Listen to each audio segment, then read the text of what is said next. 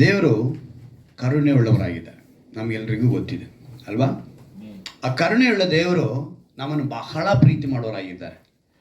ಅವರ ಪ್ರೀತಿ, ಅದನ್ನ ಪ್ರೀತಿ ಎಂಥದ್ದು ಅಂತ ಹೇಳಿದ್ರೆ ನಮ್ಮನ್ನು ಖರೀದಿಸುವಂಥದ್ದು ಅಥವಾ ಕೊಂಡುಕೊಳ್ಳುವಂಥದ್ದು ಅಂಥ ಒಂದು ಪ್ರೀತಿ.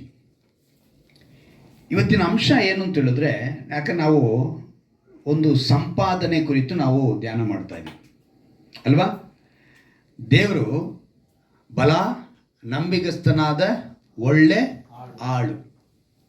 ನೀನು ಸ್ವಲ್ಪದರಲ್ಲಿ ನಂಬಿಗಸ್ತನಾದ್ದರಿಂದ ನಿನ್ನ ಎಲ್ಲಿಡ್ತೀನಿ, ದೊಡ್ಡದರಲ್ಲಿ ಇಡುತ್ತೇನೆ.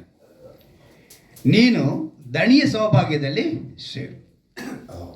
ಆ ರೀತಿ ಹೇಳೋಕ್ಕೆ ಆ ಒಂದು ಕೆಲಸಗಾರ ಒಂದು ಸಂಪಾದನೆ ಮಾಡಿದ್ದ, ಅದರ ಕುರಿತು ನಾವು ಧ್ಯಾನ ಮಾಡಿದ್ವಿ. ನಾವೇನು ಸಂಪಾದನೆ ಮಾಡಬೇಕು ಅಂತ ವಾಗ್ದಾನದಲ್ಲಿ ನಮ್ಗೆ ತಿಳಿಯಪಡಿಸಿದ್ರು.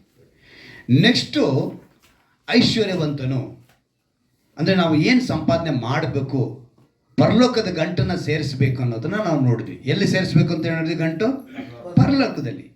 ಸೊ ಪರಲೋಕದ ಗಂಟನ್ನು ಸೇರಿಸ್ಬೇಕಂದ್ರೆ ಭೂಮಿ ಮೇಲೆ ಏನು ಮಾಡಬೇಕು, ಕೆಲವು ನೀತಿಗಳನ್ನ ಮಾಡಬೇಕಿತ್ತು. ಇದನ್ನೆಲ್ಲ ನಾವು ಕಳೆದ ವಾರದಲ್ಲಿ ತಿಳ್ಕೊಂಡ್ವಿ. ಈಗ 2 ದಿವಸನೂ ನಾವು 2 ವಾರ ಧ್ಯಾನ ಮಾಡಿದ್ದು ಕೂಡ ನಾವು ಏನು ಸಂಪಾದನೆ ಮಾಡಬೇಕು ಅನ್ನೋದನ್ನು ನೋಡಿದ್ವಿ ಅಲ್ವಾ? ಪರಲೋಕದ ಗಂಟಿಗೆ ನಾವೇನು ಮಾಡಬೇಕು, ಭೂಮಿ ಮೇಲೆ ನಾವೇನ ಸಂಪಾದಿಸಬೇಕು ಅನ್ನೋದು ನೋಡಿದ್ವಿ. ಇವತ್ತು ದೇವರು ಸಂಪಾದನೆ ಮಾಡೋದನ್ನು ನಾವು ನೋಡ್ತಾ ಇದ್ದೀವಿ. ಹಲ್ಲೆಲೂಯಾ. ದೇವರೊಂದು ಸಂಪಾದನೆ ಮಾಡ್ತಾರೆ. ಅವರು ಏನನ್ನ ಸಂಪಾದನೆ ಮಾಡಿದ್ರು ಅಂದರೆ, ಯಾರನ್ನ ಸಂಪಾದನೆ ಮಾಡಿದ್ರು, ಹೇಗೆ ಸಂಪಾದನೆ ಮಾಡಿದ್ರು, ಯಾಕೆ ಮಾಡಿದ್ರು, ಅವಶ್ಯಕತೆ ಏನಿತ್ತು ಅವರಿಗೆ. ನಿನಗೂ ನನಗೆ ಸಂಪಾದನೆ ಏನಕ್ಕೆ ಬೇಕಾಗಿದೆ, ಪರಲೋಕದಲ್ಲಿ ಗಂಟು ಏನಕ್ಕೆ ಬೇಕಾಗಿದೆ, ನಿತ್ಯ ಜೀವ ಪಡೆಯೋದಕ್ಕೆ ಅಲ್ವಾ? ನಮಗೆ ಆ ಸಂಪಾದನೆ ಬೇಕಾಗಿದೆ. ಭೂಮಿ ಮೇಲೆ ಬದುಕೋದಕ್ಕೆ ಈ ಭೂಮಿ ಪ್ರಕಾರ ಒಂದು ಐಶ್ವರ್ಯ ಬೇಕಿತ್ತು, ಅದನ್ನು ಸಂಪಾದನೆ ಮಾಡ್ತೀವಿ. ಹಾಗೆ ಪರಲೋಕದಲ್ಲಿ ನಾವು ಗಂಟು ಸೇರಿಸ್ಕೊಂಡ್ರೆ ನಿತ್ಯ ಜೀವ ಪಡೆಯೋದಕ್ಕಾಗೋದು ಅಂತೇಳಿ ಅದಕ್ಕೂ ಸಂಪಾದನೆ ನಾವು ಈ ಭೂಮಿ ಮೇಲೇ ಮಾಡಬೇಕು. ಭೂಮಿ ಬಿಟ್ಟ ಮೇಲೆ ಎಲ್ಲೂ ಮಾಡೋಕ್ಕಾಗಲ್ಲ ಅಲ್ವಾ? ಅದ ದೇವರು ಸಂಪಾದನೆ ಮಾಡಬೇಕು. ಅವರು ಎಲ್ಲಿ ಮಾಡಬೇಕು? ಅವರು ಭೂಮಿ ಮೇಲೇ ಮಾಡಬೇಕು. ಅವರು ಏನು ಸಂಪಾದನೆ ಮಾಡಿದ್ರು, ಯಾರನ್ನ ಸಂಪಾದನೆ ಮಾಡಿದ್ರು, ಹೇಗೆ ಸಂಪಾದನೆ ಮಾಡಿದ್ರು, ಯಾಕೆ ಮಾಡಿದ್ರು ಅನ್ನೋದೇ ಇವತ್ತಿನ ವಿಷಯ. ಅವಾಗ ಕರುಣೆಯುಳ್ಳ ದೇವರು ನಮ್ಮನ್ನು ಬಹಳವಾಗಿ ಪ್ರೀತಿ ಮಾಡೋದ್ರಿಂದ ಆತನ ಪ್ರೀತಿ ಅಂತ ಹೌದು ಅಂತ ಹೇಳಿದ್ರೆ ನಮ್ಮನ್ನು ಕೊಂಡುಕೊಳ್ಳುವ ಪ್ರೀತಿಯಾಗಿತ್ತು. ನಮ್ಮ ದೇವತೆ ಅಂತ ಪ್ರೀತಿ ನಮ್ಮನ್ನು ಕೊಂಡುಕೊಳ್ಳುವ ಅಂದರೆ ವ್ಯಾಪಾರ ಮಾಡ್ದಂಗೆ, ಒಂದು ಖರೀದಿಸಿದಂಗೆ ನಮ್ಮನ್ನು ಕ್ರಯಕ್ಕೆ ತೆಗೆದುಕೊಂಡಂತೆ. ಅವಾಗ ದೀಕ್ಷಾ ಸ್ನಾನ ಹೊಂದಿದ ನಾವೆಲ್ಲರೂ ಕೂಡ ಏನಂತ ತಿಳ್ಕೋಬೇಕು ಅಂದರೆ, ದೇವರು ನಮಗೊಂದು ಬೆಲೆ ಕೊಟ್ಟು ನಮ್ಮನ್ನು ತಗೊಂಡಿದ್ದಾರೆ. ಈಗ ಒಂದು ವಸ್ತು ತೆಗಿಬೇಕು, ಈ ಪುಸ್ತಕ ತೆಗಿಬೇಕು ಅಂತ ಇಟ್ಕೊಳ್ಳೋಣ. ಇವತ್ತಿನ ಪುಸ್ತಕ ಬೆಲೆ 50 ರೂಪಾಯಿ ಅಲ್ವಾ? ಈಗ 50 ರೂಪಾಯಿ 60 ರೂಪಾಯಿ ಅಂದ್ಕೊಳ್ಳೋಣ. ಇದನ್ನ ಕೊಟ್ಟರೆ ತೆಗೆಯುವಾಗ ಇದಕ್ಕೊಂದು ಬೆಲೆ ಕೊಡ್ತೀವಿ ಅಲ್ವಾ? ಅದೇ ರೀತಿ ಯೇಸು ನಮಗೊಂದು ಬೆಲೆ ಕೊಟ್ಟು ನಮ್ಮನ್ನು ತಗೊಂಡಿದ್ದಾರೆ. ಹೇಗೆ ತಗೊಂಡಿದ್ದಾರೆ ಅಲ್ವಾ? ಆ ರೀತಿ ನಾವು ತಿಳ್ಕೊಳ್ಳೋದನ್ನೇ ಅಂದರೆ ಲೋಕಕ್ಕೆ ಅರ್ಥವಾಗ್ತಿಲ್ಲ ಈ ಒಂದು ಅರ್ಥ ಯಾವುದು, ಈ ಪದ. ದೇವರು ನಿಮ್ಮನ್ನು ಏನಕ್ಕೆ ತಗೊಂಡ್ರು, ಏನು ಕೊಟ್ಟು ತಗೊಂಡ್ರು, ಅಂಥ ಪ್ರೀತಿ ಏನು ಅವ್ರಿಗೆ ನಿಮ್ಮ ಮೇಲೆ, ಅಂಥ ವಿಶ್ವಾಸ ನಿಮಗೇನು ಅವ್ರ ಮೇಲೆ ಅಂತ ಈ ಲೋಕ ನಮ್ಮನ್ನು ಪ್ರಶ್ನೆ ಮಾಡುತ್ತೆ. ಈ ಲೋಕ ಏನು ಮಾಡುತ್ತೆ ನಮ್ಮನ್ನು ಪ್ರಶ್ನೆ, ಅಂಥ ಪ್ರೀತಿ ಏನು ನಿಮಗಿದೆ ಅವ್ರ ಮೇಲೆ, ಅವರೇನಕ್ಕೆ ನಿಮ್ಮನ್ನು ಆ ರೀತಿ ಪ್ರೀತಿ ಮಾಡಬೇಕು, ನೀವೇನಕ್ಕೆ ಅವ್ರನ್ನ ಪ್ರೀತಿ ಮಾಡಬೇಕು, ನೀವೇನಕ್ಕೆ ಅವ್ರಿಗೆ ವಿಶ್ವಾಸಿ ಆಗಬೇಕು, ನೀವೇನಕ್ಕೆ ನಂಬಿಗಸ್ತರ ಆಗಬೇಕು ಅಂತ ಈ ಲೋಕ ನಮ್ಮನ್ನು ಪ್ರಶ್ನೆ ಮಾಡುತ್ತೆ. ನಾನು ಹೇಳ್ತೀನಿ, ನನ್ನ ನಂಬಿಕೆಗೆ ಕಾರಣ ನನ್ನ ದೇವರು ನನ್ನನ್ನು ಕೊಂಡಿಕೊಂಡಿದ್ದಾರೆ ಅನ್ನೋದು ನಾನು ಹೇಳ್ತೀನಿ. ನಾನು ಹೇಳೋದು ಈಗ ನಾನೇನು ಹೇಳ್ತೀನಿ, ನಾನು ಇಷ್ಟು ವಿಶ್ವಾಸಿಯಾಗಿ, ನಾನು ನಂಬಿಗಸ್ತನಾಗಿ ಒಬ್ಬ ದೇವರ ಸೇವಕನಾಗಿ ನಾನು ಸೇವೆ ಮಾಡಬೇಕು ಅನ್ನೋದಕ್ಕೆ ಕಾರಣ ಏನು ಅಂತ ಹೇಳಿದ್ರೆ, ದೇವರು ನನಗೆ ಕೊಂಡುಕೊಂಡಿದ್ದಾರೆ. ನನ್ನ ಈಗ ನಾನು ಏನಾಗಿದ್ದೀನಿ, ಅವರಿಗೆ ದಾಸನಾಗಿದ್ದೀನಿ. ಅವರು ನನ್ನನ್ನು ಬೆಲೆ ಕೊಟ್ಟು ತಗೊಂಡಿದ್ದಾರೆ, ಖರೀದಿಸಿದ್ದಾರೆ. ಏನು ಕೊಟ್ಟು ನಿನ್ನ ಕೊಂಡುಕೊಂಡಿದ್ದಾರೆ, ಖರೀದಿಸಿದ್ದಾರೆ ಅಂದಾಗ ಈ ಲೋಕ ಪಾಪಕ್ಕೆ ಏನೇನೋ ಬೆಲೆ ಕೊಡ್ತಾ ಇದೆ. ಹೇಗೆ ಅಂತ ಹೇಳ, ಈ ಲೋಕ ಪಾಪಕ್ಕೆ ಒಂದು ಬೆಲೆ ಕೊಡ್ತಾ ಇದೆ. ಯಾವ ರೀತಿ ಅದಕ್ಕೆ ಬೆಲೆ ಕೊಡುತ್ತೆ ಅಂತೇಳಿ, ಬೆಲೆ ಅಂದರೆ ಯಾವ ರೀತಿ ಅಂತ ತಿಳ್ಕೊಳ್ತೀನಿ. ಅದಕ್ಕೆ ನಾನು ಹೇಳಿದ್ದು, ಬೆಲೆ ಅನ್ನೋದು 2 ಅರ್ಥ ಇದೆ. ಒಬ್ಬ ಮನುಷ್ಯನಿಗೆ ನಾವೇನು ಹೇಳ್ತೀವಿ, ನಿನಗೆ ನಾನು ಬೆಲೆ ಕೊಡ್ತಾ ಇಲ್ಲ, ಅರ್ಥ ಬೇರೆ. ಈ ಪುಸ್ತಕಕ್ಕೆ ಬೆಲೆ ಎಷ್ಟು, ಇದರ ಅರ್ಥ ಬೇರೆ. ಅರ್ಥ ಆಯ್ತಾ? ಈಗ ನಾನು ಮಂಜುಗೆ ಬೆಲೆ ಕೊಡ್ತಿಲ್ಲ ಅಂದರೆ ಅರ್ಥ ಬೇರೆ. ನಾನು ಈ ಪುಸ್ತಕನ ಬೆಲೆ ಕೊಟ್ಟು ಕೊಂಡುಕೊಂಡಿಲ್ಲ ಅಂದರೆ ಅರ್ಥ ಬೇರೆ. ಅರ್ಥ ಆಯ್ತಾ? ಈ ಪುಸ್ತಕನ ಬೆಲೆ ಕೊಟ್ಟು ಕೊಂಡುಕೊಂಡಿಲ್ಲ ಅಂತ ಹೇಳಿದ್ರೆ ಇದಕ್ಕೆ ದುಡ್ಡು ಕೊಟ್ಟಿಲ್ಲ ಅಂತ ಅರ್ಥ. ಮಂಜುಗೆ ನಾನು ಬೆಲೆ ಕೊಟ್ಟಿಲ್ಲ ಅಂತ ಹೇಳಿದ್ರೆ ಮರ್ಯಾದೆ ಕೊಟ್ಟಿಲ್ಲ ಅಂತ ಅರ್ಥ. ಆದರೆ ಈಗ ನಾವು ಯಾವ ಬೆಲೆ ಕುರಿತು ಅಂದರೆ, ಈಗ ನನ್ನ ಕೊಂಡುಕೊಳ್ಳಬೇಕಿದ್ರೆ ದೇವರು ಒಂದು ಬೆಲೆ ಕೊಟ್ಟಿದ್ದಾರೆ. ಈ ಲೋಕ ಕೂಡ ತನ್ನ ಪಾಪವನ್ನು ತೊಳೆದುಕೊಳ್ಳೋದಕ್ಕೆ, ಪರಿಶುದ್ಧಪಡಿಸಿಕೊಳ್ಳೋದಕ್ಕೆ ಒಂದು ಬೆಲೆ ಕೊಡ್ತಾ ಇದೆ. ಆ ಬೆಲೆ ಏನು ಅಂತ ಹೇಳಿ ನಾವು ನೋಡಿಸಿದ್ರೆ ಅದೊಂದು ನಿರ್ಣಯ ಮಾಡಿತು. ಈ ಲೋಕ ಒಂದು ನಿರ್ಣಯಿಸ್ತು ಏನು ಅಂತ ಹೇಳಿದ್ರೆ, ಯಾವ ರೀತಿ ನಮ್ಮ ಪಾಪ ಪರಿಹಾರ ಆಗಬೇಕು, ದೋಷ ಕಳ್ಕೋಬೇಕು, ನಮ್ಮನ್ನು ಪರಿಶುದ್ಧರು ಅಂತ ಅನ್ನಿಸ್ಕೊಳ್ಬೇಕು, ನಾವು ದೇವರ ಹತ್ರ ಸೇರಬೇಕು ಅಂದರೆ ಅವರಲ್ಲೂ ಏನಿದೆ, ಸ್ವರ್ಗ ಅನ್ನೋದಿದೆ. ಅನ್ಯರಲ್ಲಿ ಏನಿದೆ, ಸೊ ಸ್ವರ್ಗ ನರಕ ಅನ್ನೋದು ಅವ್ರಿಗೂ ಗೊತ್ತಿದೆ. ಸೊ ನಾನು ಸ್ವರ್ಗ ಸೇರಬೇಕು ಅಂದರೆ ನಾನು ಏನು ಮಾಡಬೇಕು, ನಾನು ಪರಿಶುದ್ಧನಾಗಬೇಕು, ನಂದೆಲ್ಲ ತೊಳೆಯಲ್ಪಡಬೇಕು. ಹಾಗೇನು ಮಾಡ್ತಾರೆ, ಅವರು ಬಲಿಗಳನ್ನು ಅರ್ಪಿಸ್ತಾರೆ. ಯಾವುದನ್ನ ಅಲ್ವಾ, ಕಾಣಿಕೆಯಾಗಿ ಅವರು ಬಲಿಯಾಗಿ ಏನು ಮಾಡ್ತಾರೆ, ಅರ್ಪಿಸ್ತಾರೆ. ಅಂದರೆ ಈ ಬಲಿ ಅನ್ನೋದನ್ನ ಈ ಲೋಕಕ್ಕೆ ಒಂದು, ಈ ಲೋಕ ತಿಳಿದುಕೊಂಡಿರದೆ ನಾನು ಪಾಪ ಪರಿಹಾರ ಆಗಬೇಕು ಅಂದರೆ ನಾನೇನು ಮಾಡಬೇಕು, ಬಲಿಗಳನ್ನು, ಹೋಮಗಳನ್ನು, ಯಜ್ಞಗಳನ್ನು ನಾನೇನು ಮಾಡಬೇಕು ಅಂತ ತೀರ್ಮಾನ ಮಾಡಿಬಿಡ್ತು. ಈ ತೀರ್ಮಾನ ಮಾಡೋದಕ್ಕೆ ಕಾರಣ ಏನು ಅಂತೇಳಿ ನಾವು ತಿಳ್ಕೋಬೇಕು. ಈ ಒಂದು ತೀರ್ಮಾನ ಬರೀ ನಮ್ಮ ಭಾರತ ದೇಶದಲ್ಲಿ ಮಾತ್ರ ಅಲ್ಲ, ನಾಟ್ ಓನ್ಲಿ ಇನ್ ಇಂಡಿಯಾ, ಇದು ಅಮೇರಿಕಾನಲ್ಲಿದೆ, ಆಸ್ಟ್ರೇಲಿಯಾನಲ್ಲಿದೆ, ಇನ್ನೂ ಹೇಳಿದ್ರೆ ಆಫ್ರಿಕಾನಲ್ಲಿದೆ, ಇಂಗ್ಲೆಂಡ್ನಲ್ಲೂ ಇದೆ, ಎಲ್ಲ ಯುರೋಪ್ ಕಂಟ್ರೀಸ್ಗಳಲ್ಲೂ ಕೂಡ ಬಲಿ ಅರ್ಪಿಸೋದು ಅನ್ನೋದಿದೆ. ಈ ನಾಗರಿಕತೆ ನಾವು ಪಾಠದಲ್ಲಿ ಓದಬೇಕಿದ್ರೆ ನನಗೆ ಅದು ನೆನಪುದು, ಮೆಸೊಪಟೋಮಿಯಾ ನಾಗರಿಕತೆ ಅಂತಾರೆ. ಯಾವ್ದು ನಾಗರಿಕತೆ? ಮೆಸೊಪಟೋಮಿಯಾ. ನಾನು ಕೆಲವು ಚಿತ್ರಗಳು ತೋರಿಸ್ಬೇಕು ಅಂದ್ಕೊಂಡೆ, ಆದರೆ ನಿನ್ನೆ ನಾನು ರಾತ್ರಿ ಬಂದಿದ್ದು ಲೇಟು, ಮೊನ್ನೆ ಕೂಡ ನನಗೆ ಬಿಡುವಿಲ್ಲ, ಅದನ್ನ ಚಿತ್ರ ತೊಗೊಂಬರೋಕ್ಕಾಗಲಿಲ್ಲ. ಮೆಸೊಪಟೋಮಿಯಾ ನಾಗರಿಕತೆ ನೀವು ಗೂಗಲಲ್ಲಿ ಸರ್ಚ್ ಮಾಡಿದ್ರೆ ಅಲ್ಲಿ ಕಾಣಿಸ್ಬಿಡುತ್ತೆ. ಅವರ ನಾಗರಿಕತೆಯಲ್ಲಿ ಅವರು ಪಾಪ ಪರಿಹಾರಕ್ಕೆ ಏನು ಮಾಡ್ತಾ ಇದ್ರು. ಇನ್ನೂ ನಾವು ಅದನ್ನ ಹಂಗೆ ನೋಡಿದ್ರೆ ಬಲಿಗಳಿಂದ, ಬಲಿ ಅಂತ ಹೇಳಿದ್ರೆ ಅಲ್ಲಿ ಏನು ಸುರಿಯಲ್ಪಡುತ್ತೆ. ಸೊ ಬಲಿ ಅಂದಿದ ತಕ್ಷಣ ಒಂದು ರಕ್ತ ಸುರಿಯಲ್ಪಡಬೇಕು. ಯಾಕೆ ರಕ್ತ ಸುರಿಯಲ್ಪಡಬೇಕು, ರಕ್ತನೇ ಯಾಕೆ ಬೆಲೆ ಅಂತ ಅನ್ನಿಸ್ಕೊಳ್ಬೇಕು. ಯಾಕಂದ್ರೆ ಒಂದು ವಾಕ್ಯ ಓದೋಣ, ಇಬ್ರಿಯರಿಗೆ ಬರೆದ ಪತ್ರಿಕೆಯಲ್ಲಿ 9ನೇ ಅಧ್ಯಾಯದಲ್ಲಿ, ಇಬ್ರಿಯರಿಗೆ ಬರೆದ ಪತ್ರಿಕೆ 9ನೇ ಅಧ್ಯಾಯ 22ನೇ ವಾಕ್ಯ. ಇಬ್ರಿಯರಿಗೆ ಬರೆದ ಪತ್ರಿಕೆ 9ನೇ ಅಧ್ಯಾಯ. ಧರ್ಮಶಾಸ್ತ್ರದ ಪ್ರಕಾರ ಸ್ವಲ್ಪ ಕಡಿಮೆ ಎಲ್ಲಾ ವಸ್ತುಗಳು ರಕ್ತದಿಂದಲೇ ಶುದ್ಧೀಕರಿಸಲ್ಪಡುವವು, ರಕ್ತಧಾರ ಇಲ್ಲದೆ ಪಾಪ ಪರಿಹಾರ ಉಂಟಾಗುವುದಿಲ್ಲ. Amen, hallelujah. ಇಬ್ರಿಯರಿಗೆ ಬರೆದ ಪತ್ರಿಕೆ 9ನೇ ಅಧ್ಯಾಯ 22ನೇ ವಾಕ್ಯ ಸ್ಪಷ್ಟವಾಗಿ ಹೇಳ್ತಾ ಇದೆ, ಎಲ್ಲ ವಸ್ತುಗಳು ಅಂತ ಹೇಳ್ಬಿಟ್ರು.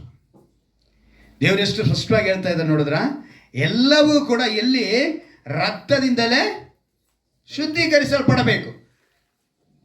ರಕ್ತಧಾರ ಇಲ್ಲದೆ ಪಾಪ ಪರಿಹಾರ ಉಂಟಾಗುವುದಿಲ್ಲ.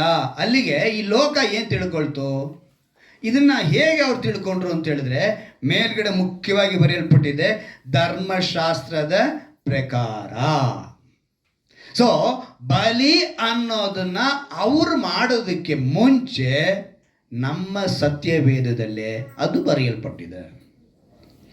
ಯಾರು ಏನೇನು ಮಾಡಬೇಕು ಅಂದರೆ, ಪಾಪ ಪರಿಹಾರ ಅಂದರೆ ಒಂದು ರಕ್ತ ಸುರಿಯಲ್ಪಡಬೇಕು. ಅಂದರೆ ಆ ದಿವಸದಲ್ಲಿ ಯಾಜಕರು ಆಗಬೇಕು ಅಂದರೆ, ಯಾಜಕರು ಅಂದರೆ ಒಂದು ಈ ಥರ ಪಾಸ್ಟರ್ ಆಗಬೇಕು, ಒಬ್ಬ ಬೋಧಕನಾಗಬೇಕು ಅಂಥೇಳಿ ದೇವರು ನಿರ್ಣಯ ಮಾಡಿ ಆರೋನನ್ನು ಅವನ ಮಕ್ಕಳನ್ನು ಅವರು ಅವರು ಆಚರಿಸ್ಕೊಂಡಾಗ ಅವ್ರು ಹೆಂಗೆ ಆಚರಿಸಿದ್ರು ಅಂದರೆ, ಅವ್ರನ್ನ ಹೆಂಗೆ ಆರಿಸಿಕೊಂಡ್ರು ಯಾಜಕನಾಗೋದಕ್ಕೆ ಅಂಥೇಳಿ ನಾವು ನೋಡುವಾಗ, ವಿಮೋಚನ ಕಾಂಡದಲ್ಲಿ 29ನೇ ಅಧ್ಯಾಯದಲ್ಲಿ ಒಂದು ಮಾತು ಬರೆಯಲ್ಪಟ್ಟಿದೆ. ವಿಮೋಚನ ಕಾಂಡ 29ನೇ ಅಧ್ಯಾಯ. ಯಾರು ಓದೋದು ಬೇಡ, ಕೆಲವು ಅಂಶಗಳನ್ನ ಅದನ್ನು ನಾನು ತೋರಿಸ್ತೀನಿ. ವಿಮೋಚನ ಕಾಂಡ 29ನೇ ಅಧ್ಯಾಯ ತೆಗೆದುಕೊಳ್ಳಿ. ನೀವು ಅದನ್ನು ಗಮನಿಸಬೇಕು. ಯಾಕಂತ ಹೇಳಿದ್ರೆ ಅದನ್ನು ಗಮನಿಸದೆ ಹೋದರೆ ನಮಗೆ ಬಲಿ ಎಲ್ಲಿಂದ ಬರುತ್ತೋ, ಇವತ್ತು ಅದನ್ನು ಯಾಕೆ ಬೇಡ ಅಂತ ಹೇಳ್ತಿದ್ದೀವಿ, ಈ ಯೇಸು ಏನನ್ನ ಸಂಪಾದಿಸ್ಕೊಂಡ್ರು, ಯಾರನ್ನ ಸಂಪಾದಿಸ್ಕೊಂಡ್ರು, ಯಾಕೆ ಸಂಪಾದಿಸ್ಕೊಂಡ್ರು ಅನ್ನೋದು ನಮ್ಗೆ ಅರ್ಥ ಆಗಲ್ಲ. ಅದಕ್ಕೋಸ್ಕರನೇ ಈ ವಾಕ್ಯದ ಅಂಶಗಳನ್ನ ನಾನು ತೋರಿಸ್ಕೊಡ್ತಾ ಇದ್ದೀವಿ. ಇದರಲ್ಲಿ ಒಂದು 11ನೇ ವಾಕ್ಯವನ್ನು ನೋಡುವಾಗ, ದೇವರ ವಾಕ್ಯವು ಯಾವ ರೀತಿಯಾಗಲಿ ತಿಳಿಸಲ್ಪಟ್ಟಿದೆ ಅಂತ ಹೇಳಿ ನಾವು ನೋಡುವಾಗ, ನೀನು ಅದನ್ನು ಯೆಹೋವನ ಸನ್ನಿಧಿಯಲ್ಲಿ ದೇವ ದರ್ಶನದ ಗೂಡಾರದ ಬಾಗಿಲಲ್ಲಿ ವಧಿಸಬೇಕು. ಏನು ಮಾಡಬೇಕಂತೆ? ವಧಿಸಬೇಕಂದ್ರೆ ಏನು? ಕತ್ತರಿಸು, ಕಟ್ ಮಾಡೋದು. ವಧಿಸಬೇಕು. ಆ ಓರಿಯ ರಕ್ತದಲ್ಲಿ ಸ್ವಲ್ಪವನ್ನು ತೆಗೆದುಕೊಂಡು ಬೆರಳಿನಿಂದ ಯಜ್ಞವೇದಿಯ ಕೊಂಬುಗಳಿಗೆ ಹಚ್ಚಿ ಮಿಕ್ಕ ರಕ್ತವನ್ನೆಲ್ಲ ಯಜ್ಞವೇದಿಯ ಬುಡಕ್ಕೆ ಒಯ್ಯಬೇಕು. ಏನು ಮಾಡಬೇಕಂತೆ? ರಕ್ತನ ಬುಡಕ್ಕೆ ಒಯ್ಯಬೇಕು. ಬೆರಳಿನಿಂದ ಎತ್ತಿ ಏನು ಮಾಡಬೇಕು? ಹಚ್ಚಬೇಕು. ಇವತ್ತು ಅದನ್ನೇ ಎಷ್ಟು ಜನ ಮಾಡ್ತಾರೆ. ನಮ್ಗೆಲ್ರಿಗೂ ಅದೇ ಒಂದು ಆ ಕಡೆಯಿಂದ ಬಂದಿರೋರೆ ಅಲ್ವಾ ಅಲ್ಲ ನಾವು. ಸೊ ಇಲ್ಲಿ ಇದರ ನಂತರ ಇನ್ನೂ ಮುಖ್ಯವಾದದೊಂದು ನಮಗೆ ಪದಗಳು ತುಂಬ ಚೆನ್ನಾಗಿ ಬರೆಸಲ್ಪಟ್ಟಿದೆ. ಅದರ ವಪೆಯನ್ನು ಏನಂತೆ? ವಪೆ ಅಂದ್ರೆ ಏನು? ಈಗ ನೆಕ್ಸ್ಟ್ ಅದ್ರಲ್ಲಿ ಬರೆಯಲ್ಪಟ್ಟಿದೆ ಪದಗಳು ನೋಡಿ. ಅದಕ್ಕೇನೆ ಕಾಳಿಜದ ಮೇಲಿರುವ ಕೊಬ್ಬನ್ನು, 2 ಉರುಳಿ ಕಾಯಿಗಳನ್ನು, ಅವುಗಳ ಮೇಲಿರುವ ಕೊಬ್ಬನ್ನು ತೆಗೆದುಕೊಂಡು ಯಜ್ಞ ವೇದಿಯ ಮೇಲೆ ಹೋಮ ಮಾಡಬೇಕು. ಚರ್ಮ, ಕೊಬ್ಬು, ಹುರುಳಿಕಾಯಿ ಏನೇನಿದೆ ಇದನ್ನೆಲ್ಲ ಏನು ಮಾಡಬೇಕು ಅಂತ ಬರೆಯಲ್ಪಟ್ಟಿದೆ? ಹೋಮ ಮಾಡಬೇಕು. ಫಸ್ಟು ವಧಿಸಬೇಕು, ರಕ್ತನ ಅಲ್ಲಿ ಚಿಮುಕಿಸಬೇಕು, ಹಚ್ಚಬೇಕು, ಒಯ್ಯಬೇಕು. ನೆಕ್ಸ್ಟ್ ಏನೇನು ಮಾಡಬೇಕು ಅಂತ ಇಲ್ಲೇ ಒಂದು 2-3 ಅಂಶಗಳನ್ನ ಹೇಳ್ಬಿಟ್ರು. ಇದರ ನಂತರ ನೀವು ನೋಡಿದ್ರೆ 16ನೇ ವಾಕ್ಯದಲ್ಲಿ ಅದರ ರಕ್ತವನ್ನು ಯಜ್ಞವೇದಿಯ 4 ಕಡೆಗಳಿಗೆ ಚೆಲ್ಲಬೇಕು. ಆಗ ನೀನು ಆ ಟಗರನ್ನು ತುಂಡು ತುಂಡಾಗಿ ಕಡಿದು ಅದರ ಕರುಳುಗಳನ್ನು ಕಾಲುಗಳನ್ನು ತೊಳಿಸಿ ಅವುಗಳನ್ನು ಆ ತುಂಡುಗಳನ್ನು ತಲೆಯನ್ನು ಒಟ್ಟಿಗೆ ಇಟ್ಟು ಅದನ್ನೆಲ್ಲ ಯಜ್ಞವೇದಿಯ ಮೇಲೆ ಯೆಹೋವನಿಗೆ ಸರ್ವಾಂಗ ಹೋಮವಾಗಿ, ಯಾರಿಗೆ? ಯೆಹೋವನಿಗೆ ಸರ್ವಾಂಗ ಹೋಮವಾಗಿ ಸಮರ್ಪಿಸಬೇಕು. ಇದು ಯೆಹೋವನಿಗೆ ಸುಗಂಧ ಹೋಮವಾಗಿದೆ. ಓದಿದ್ರೆ ನಡುಕ ಬರುತ್ತೆ. ಯಾಜಕ ಕಾಂಡ, ಅರಣ್ಯ ಕಾಂಡ, ವಿಮೋಚನ ಕಾಂಡದಲ್ಲಿ ನೀವು ನೋಡಿದ್ರೆ ಎಷ್ಟು ಬಲಿಗಳನ್ನು ಕೊಟ್ಟಿದ್ದಾರೆ. ಹಳೆಯ ಒಡಂಬಡಿಕೆಯ ಪ್ರಕಾರ ದೇವರು ಯಾವ ರೀತಿಯಾಗಿ ತಂದೆಯಾದ ದೇವರು ಒಂದು ಆಚರಣೆಯನ್ನು ಇಟ್ಟಿದ್ರು. ಹೂವು ಇಡೋದಾಗಲಿ, ಅರಿಶಿನ ಇಡೋದಾಗಲಿ, ನೀನು ಕುಂಕುಮ ಇಡೋದಾಗಲಿ, ಇವೆಲ್ಲವೂ ಕೂಡ ನಮ್ಮ ಹಳೆಯ ಒಡಂಬಡಿಕೆಯ ಸಂಪ್ರದಾಯಗಳು. ಅವತ್ತು ಕುಂಕುಮ ಅನ್ನೋ ಇದು ಇರಲಿಲ್ಲ, ಅರಿಶಿನ ಅನ್ನೋದು ಇರಲಿಲ್ಲ. ಅವತ್ತಿದ್ದಿದ್ದೇ ಬೇರೆ ವಸ್ತುಗಳು. ಏನು ದೀಪ ಹೋಮ ಮಾಡಬೇಕಿದ್ರೆ ಯಾವ ರೀತಿ ಯಾವುದನ್ನು ಸುಡ್ತಾ ಇದ್ರು, ಯಾವುದನ್ನು ತೆಗೆದು ಹಚ್ತಾ ಇದ್ರು ಅಂತೇಳಿ ಎಲ್ಲ ಸ್ಪಷ್ಟವಾಗಿ ಇದರಲ್ಲಿ ಬರೆಯಲ್ಪಟ್ಟಿದೆ. ಕಾಲಕ್ರಮೇಣ ಬರ್ತಾ ಬರ್ತಾ ಈ ಅರಿಶಿನ ಕುಂಕುಮ ಅನ್ನೋದು ಒಳಗಡೆ ಸೇರಿಕೊಳ್ಳುತ್ತೆ. ರಕ್ತದ ಗುರುತಾಗಿ ಕುಂಕುಮ ಸೇರಿಕೊಳ್ಳುತ್ತೆ, ಈ ಹೋಮದ ಗುರುತಾಗಿ ಈ ಅರಿಶಿನ ಸೇರಿಕೊಳ್ಳುತ್ತೆ. ಇವೆಲ್ಲವೂ ಕೂಡ ಕಾಲಕ್ರಮೇಣ ಬಂದಿದ್ದು. ಮನುಷ್ಯ ಒಂದಾನೊಂದು ಕಾಲದಲ್ಲಿ ಇದ್ದಂಥ ಬಟ್ಟೆ, ಧರಿಸಿದಂಥ ಬಟ್ಟೆ ಬೇರೆ ರೀತಿಯಲ್ಲಿತ್ತು. ಇವತ್ತು ಯಾವ ಮಟ್ಟಕ್ಕೆ ಬಂದಿದ್ದಾನೆ ಅಲ್ವಾ? ಒಂದೊಂದು ದೇಶದಲ್ಲಿ ಒಂದೊಂದು ವಿಧವಾದ ನಾಗರಿಕತೆ, ಒಂದೊಂದು ದೇಶದಲ್ಲಿ ಒಂದೊಂದು ವಿಧವಾದ ಆಚಾರಗಳು, ಒಂದೊಂದು ದೇಶದಲ್ಲಿ ಒಂದೊಂದು ವಿಧವಾದ ಪದ್ಧತಿಗಳು, ಸಂಪ್ರದಾಯಗಳು. ಅವೆಲ್ಲ ಕಾಲಕ್ರಮೇಣ ಬದಲಾಗ್ತಾ ಈಗ ನಾವು ಈ ಸ್ಥಿತಿವರೆಗೂ ಬಂದಿವಿ. ಆದರೆ ಇವತ್ತಿಗೂ ಬಲಿ ಕೊಡೋರು ಇದ್ದಾರೆ. ಎಷ್ಟು ಜನಕ್ಕೆ ಗೊತ್ತಿದೆಲ್ಲ ಬಲಿ ಕೊಡ್ತಾರೆ ಅನ್ನೋದು ಅಲ್ವಾ? ಎಲ್ರಿಗೂ ಗೊತ್ತು ತಾನೆ. ಇವತ್ತಿಗೂ ಏನು ಮಾಡ್ತಾರೆ? ಬಲಿಗಳನ್ನು ಕೊಡ್ತಾನೆ ಇದ್ದಾರೆ. ಇನ್ನು ನಾವು ಇನ್ನು 20ನೇ ವಾಕ್ಯಕ್ಕೆ ಬನ್ನಿ. ಅದರ ರಕ್ತದಲ್ಲಿ ಸ್ವಲ್ಪವನ್ನ ಆರೋನನ, ಯಾರಂತೆ? ಆರೋನನ ಮತ್ತು ಅವನ ಮಕ್ಕಳ ಎಲ್ಲಿ ಹಚ್ತಾರೆ ನೋಡ್ಕೊಳ್ಳಿ. ಬಲಗಿವಿಯ ತುದಿಗೂ, ಬಲಗೈಯ ಹೆಬ್ಬರಳಿಗೂ, ಬಲಗಾಲಿನ ಹೆಬ್ಬೊಟ್ಟಿಗೂ ಸೊಂಕಿಸಿ. ಏನ್ ಮಾಡ್ಬೇಕಂತೆ? ಅಂದ್ರೆ ರಕ್ತನ ಹಿಂಗೆ ಮುಟ್ಟಬೇಕು ಅಷ್ಟೇನೆ. ಸೊಂಕಿಸಿ ಮಿಕ್ಕ ರಕ್ತವನ್ನು ಯಜ್ಞವೇದಿಯ 4 ಕಡೆಗಳಿಗೆ ಚೆಲ್ಲಬೇಕು. ಎಲ್ಲಿ ಚೆಲ್ಲಬೇಕು? ಯಜ್ಞವೇದಿಯ 4 ಕಡೆ. ಇವತ್ತು ತುಂಬ ಜನ ನನಗೆ ಬೇಸರ ಮಾಡೋದೇನು ಗೊತ್ತಾ? ಅನ್ಯರ ಜೊತೆ ಹೋಗ್ತಾರೆ, ಅವ್ರ ಜೊತೆ ಅವ್ರು ಏನಾರು ಬಲಿಗಳನ್ನ ಅರ್ಪಿಸಿದ್ರೆ ಇವರಿಗೆ ಅದರ ಅನುಭವ ಇಲ್ಲದೆ ಇರುವಾಗ ಹೊರಗಡೆ ಬಂದು ಏನ್ರಿ ಅದೆಲ್ಲ ನೋಡಿ ಭಯ ಆಗೋಯ್ತು ರೀ, ಅಯ್ಯೋಯ್ಯೋ ಏನಂಗಾಯ್ತು ರೀ, ಏನ್ರಿ ಅದು, ಅಯ್ಯೋ ರಕ್ತನ, ಅಯ್ಯೋ ಅಯ್ಯೋ ಅಯ್ಯೋ ಅಯ್ಯೋ ಅಂತಿರ್ತಾರೆ ರೀ. ಎಲ್ಲಿಂದ ಬಂತ ಇವೆಲ್ಲ? ಹಳೆ ಒಡಂಬಡಿಕೆಯಲ್ಲಿ ಇದ್ದಂಥ ಪದ್ಧತಿಗಳು ಇವೆಲ್ಲ. ಅವ್ರು ಇವಾಗ ಅದನ್ನು ಮಾಡ್ತಾ ಇದ್ದಾರೆ. ನೀನು ಅದನ್ನ ಯಾಕೆ ನೋಡಿ ಅಸಹ್ಯ ಪಡ್ತೀಯಾ? ಅದನ್ನ ಹೋಗಿ ಯಾಕೆ ನೀನು ದೆವ್ವ ಅಂತ ಹೇಳ್ತೀಯಾ? ಅದನ್ನ ನೋಡಿ ನೀನು ಯಾಕೆ ಭಯ ಪಡ್ತೀಯಾ?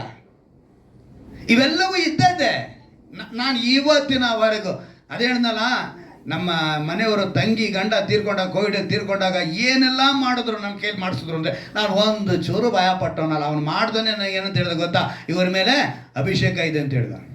ಕೋಳಿ ಕುಯ್ದು ರಕ್ತನ ಮುಂದೆ ಎಡೆ ಇಡೋದಿವಲ್ಲ ಅದ್ರ ಮೇಲೆ ಸುರಿಸಿ ಅಲ್ಲಿ ರಕ್ತ ಸುರಿಸಿ ಅದಕ್ಕೆ ನಕ್ಷತ್ರಗಳು ಅದು ಏನೇನೋ ಶಾಸ್ತ್ರಗಳು ಮಾಡ್ದ.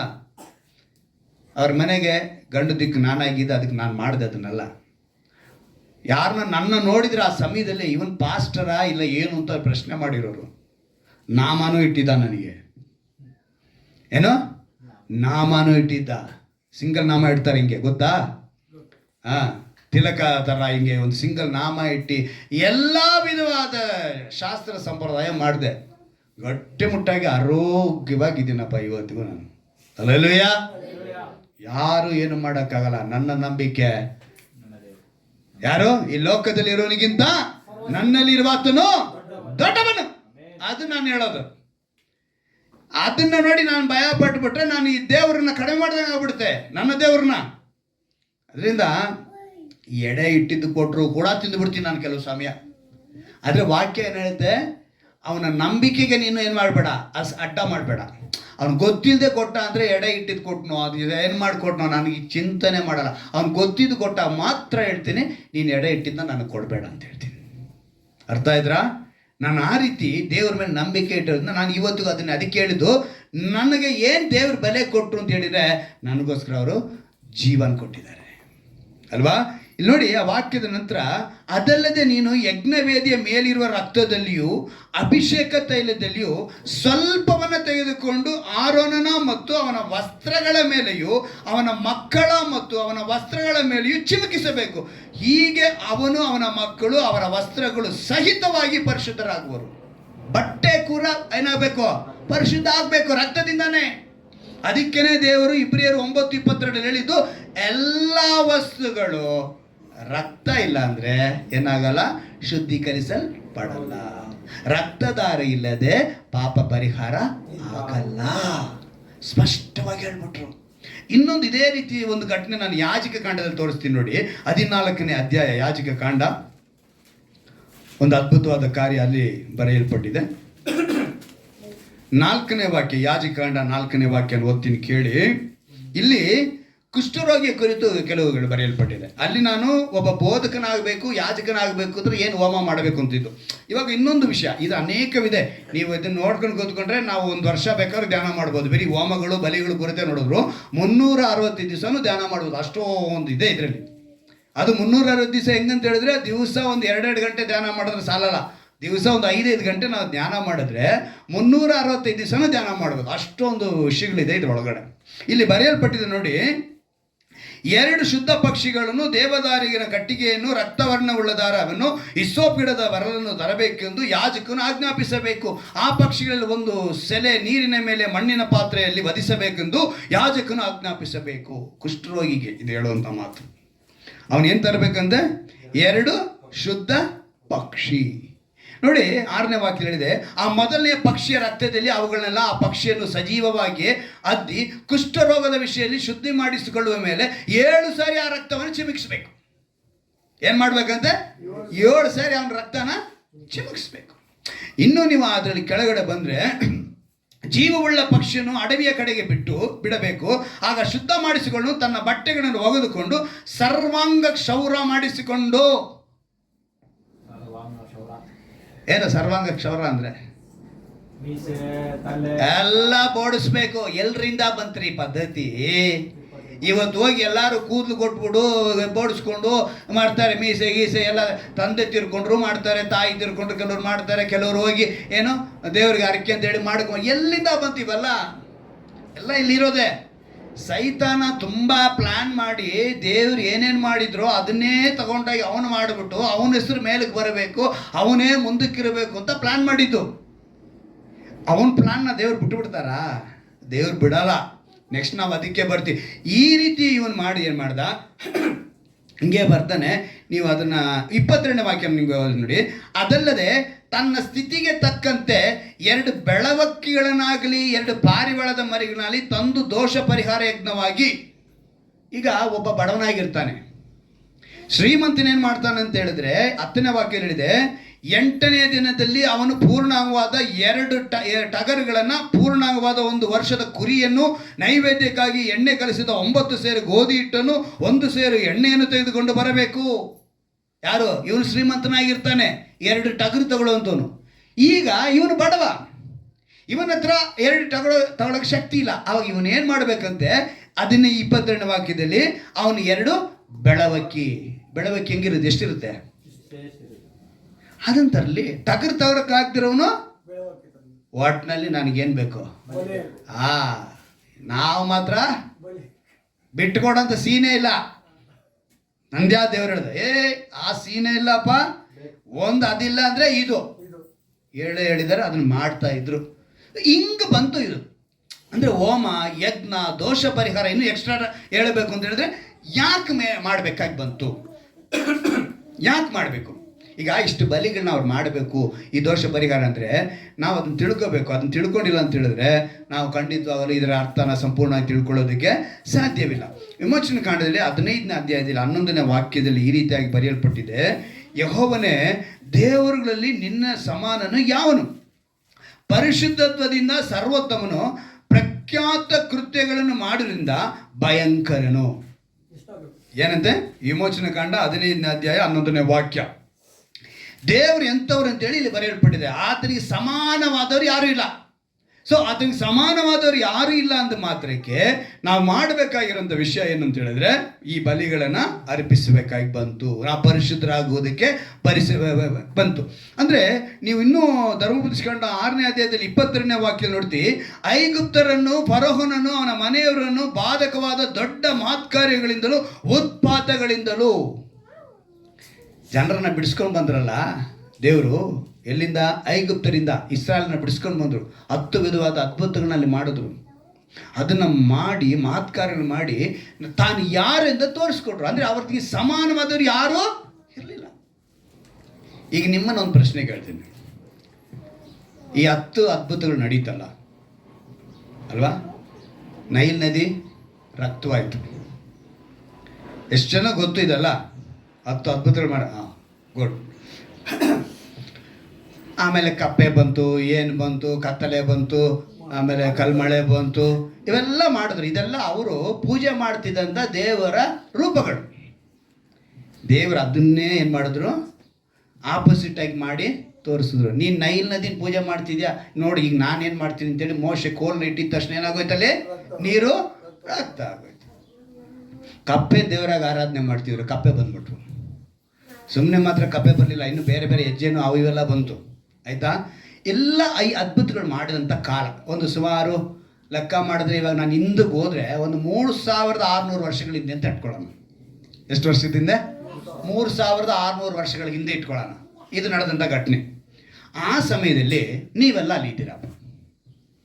ಯಾರೆಲ್ಲ ಇದ್ದೀರಾ? ಇಲ್ಲಿರಲ್ಲ, ನೀವು ಅಲ್ಲಿ ಇದ್ದೀರಾ. ಇದೇ ಥರ ಅದ್ಭುತ ನಡೀತಾ ಇದೆ. ಆಯಿತಾ? ನಿಮ್ಮನ್ನು ಬಿಡಿಸ್ಕೊಂಡು ಬರ್ತಾ ಇದ್ದಾರೆ. ನಿಮ್ಮನ್ನು ಬಿಡಿಸ್ಕೊಂಡು ಬರ್ತಾ ಇದ್ರೆ ಕೆಂಪು ಸಮುದ್ರ ಬಂದ್ಬಿಡ್ತು. ದೀಪ ಹೇಳ್ತಿದ್ದಾಳೆ, ಮೂರ್ತಿ ಅಲ್ಲೇ ಐಗುಪ್ತಲ್ಲೇ ಇರಬೇಕಾಗ್ಬೋದಾಗಿತ್ತು. ಆ ಮೋಶೆ ಪಾಸ್ಟ್ರ್ ಹೇಳ್ದ ಅಂತೇಳಿ ನೀನು ಕರ್ಕೊಂಬಂದೆ. ಇಲ್ಲಿ ನೋಡಿದ್ರೆ ಸಮುದ್ರ ಮಧ್ಯದಲ್ಲಿ ಬಂದೈತೆ, ಹೆಂಗಪ್ಪ ಬದುಕಿದ್ರೆ ಅಲ್ಲೇ ಬದುಕಬೋದಾಗಿತ್ತು ಅಂತ ದೀಪ ಹೇಳ್ತಿದ್ದಾಳೆ. ಮೂರ್ತಿಗೆ ಏನು ಮಾಡ್ಬೇಕು ಅಂತ ಗೊತ್ತಾಗ್ತಿಲ್ಲ. ಏನು ಮಾಡೋದು ಅನ್ನುವಾಗ ಈಗ ನೋಡಿ ಯೋಚನೆ ಮಾಡಿ, ಆ ಸಮಯದಲ್ಲಿ 2 ಸೈಡ್ ಹೆಂಗಿತ್ತಂತೆ ನೀರು? ಗೋಡೆ ಥರ ನಿಂತ್ಕೊಂಡಿತ್ತು. ಹೆಂಗಿತ್ತು? ಈಗ ನಿಮ್ಮನ್ನು ಕೇಳೋ ಪ್ರಶ್ನೆ ಏನು ಗೊತ್ತಾ? ಅಲ್ಲಿಂದ ದಾಟಿ ಕೂಡ ಅವ್ರು ಬಂದ್ಬಿಟ್ರು. ಯೋರ್ದಾನ್ ನದಿ ಹತ್ರ ಬಂದರು. ಯೋರ್ದಾನ್ ನದಿಯಲ್ಲಿ ಕಾಲಿಟ್ಟಿದ್ದ ತಕ್ಷಣ ಯೋರ್ದಾನ್ ನದಿನೂ ಕೂಡ ಮೇಲೆ ಕೆಳ್ಕೊಂಡು ಹೊಟ್ಟೋಯ್ತು ನೀರು. ಇಳಿಜಾರಲ್ಲಿ ಬರ್ತಾ ಇದ್ದ ನೀರು ಹೆಂಗೆ ಹೊಟ್ಟೋಯ್ತಂತೆ, ಹಿಂದಕ್ಕೆ ಹೊಟ್ಟೋಯ್ತಂತೆ. ಇಷ್ಟೆಲ್ಲ ನೀವು ನೋಡಿದ ಮೇಲೆ ಅರೆ ಐಗುಪ್ತರಿಗೆ ಇಷ್ಟೆಲ್ಲ ಶಿಕ್ಷೆ ಆಯ್ತಲ್ಲ, ಇವ್ರ ಮುಂದೆ ಇಷ್ಟು ಅದ್ಭುತ ಮಾಡ್ಕೊಂಡು ಬಂದ್ರಲ್ಲ, ದೇವ್ರು ನಮ್ಮನ್ನು ಸುಮ್ಮನೆ ಬಿಟ್ಬಿಡ್ತಾರಾ ಅಂತ ಹೇಳಿ ನಿಮಗೆ ದೇವ್ರ ಮೇಲೆ ನಂಬಿಕೆ ಹೆಚ್ಚಾಗ್ತಿದ್ದ ಕಡಿಮೆ ಆಗ್ತಿದ್ದ? ಹೇಳ್ಬೇಕು, ಚಕ್ಕಂತ ಹೇಳ್ಬೇಕು, ಪಟ್ ಅಂತ ಹೇಳ್ಬೇಕು. ಆದರೆ ಈ ಜನಕ್ಕೆ ಏನಾಯ್ತು? ಇಸ್ರಾಯೇಲ್ರಿಗೆ ಏನಾಯ್ತು? ಮೊಂಡರಾದ್ರು, ಗುಣಗುಟ್ಟಿದ್ರು. ಈಗ ಚೆನ್ನಾಗಿ ತಿಳ್ಕೊಳ್ಳಿ, ಅದ್ಭುತ ಮಾಡಿದ್ರು ಯೇಸು ಭೂಮಿ ಮೇಲಿದ್ದಾಗ. ತಂದೆ ದೇವರು ಏನು ಮಾಡಿದ್ರು? ಅದ್ಭುತನ ಮಾಡಿದ್ರು. ನೋಡಿ, ಒಂದು ಮಾತನ್ನು ಓದೋಣ. ನೆಹೆಮಿಯ ಗ್ರಂಥ ತೆಗೆದುಕೊಳ್ಳಿ. ನೆಹೆಮಿನ ಗ್ರಂಥ ಯೋಬನಿಗಿಂತ ಮುಂಚೆ ಬರುತ್ತೆ. ಯೋಬನಾದ್ಮೇಲೆ ಕೀರ್ತನೆ ಬರುತ್ತೆ. ಯೋಬನಿಗಿಂತ ಮುಂಚೆ ನೆಹೆಮಿಯ ಬರುತ್ತೆ. 9ನೇ ಅಧ್ಯಾಯ ತೆಗೆದುಕೊಳ್ಳಿ. ಅದರಲ್ಲಿ 4-5 ವಾಕ್ಯ ನಿಮ್ಗೆ ತಿಳಿಸ್ತೀನಿ ನೋಡಿ.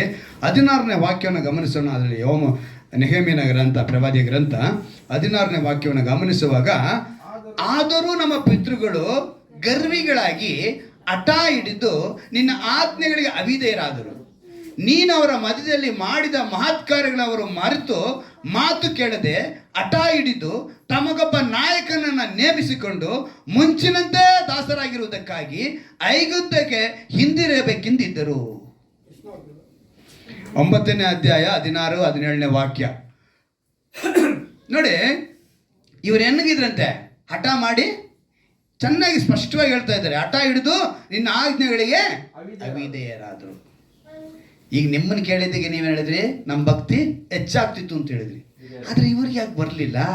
ಇಷ್ಟು ಅದ್ಭುತ ಮಾಡಿದ್ರಲ್ಲ ದೇವರ. ನೋಡಿ ಎಂತ ಹೇಳ್ತಾ ಇದ್ರು ನೋಡಿ, ಅವರ ಮಧ್ಯದಲ್ಲಿ ಮಾಡಿದ ಮಹತ್ ಕಾರ್ಯಗಳು ಒಂದಲ್ಲ ಎರಡಲ್ಲ ದೇವರು ಮಾಡಿದವ್ರ ಮುಂದೆ. ಊಟ ಬೇಕು ಅಂದ್ರು, ಆಕಾಶದಿಂದ ಏನು ಬಂತು? ಮನ್ನಾ. ಮಾಂಸ ಬೇಕು ಅಂದ್ರು, ಲಾವಕ್ಕಿ ಬಂತು.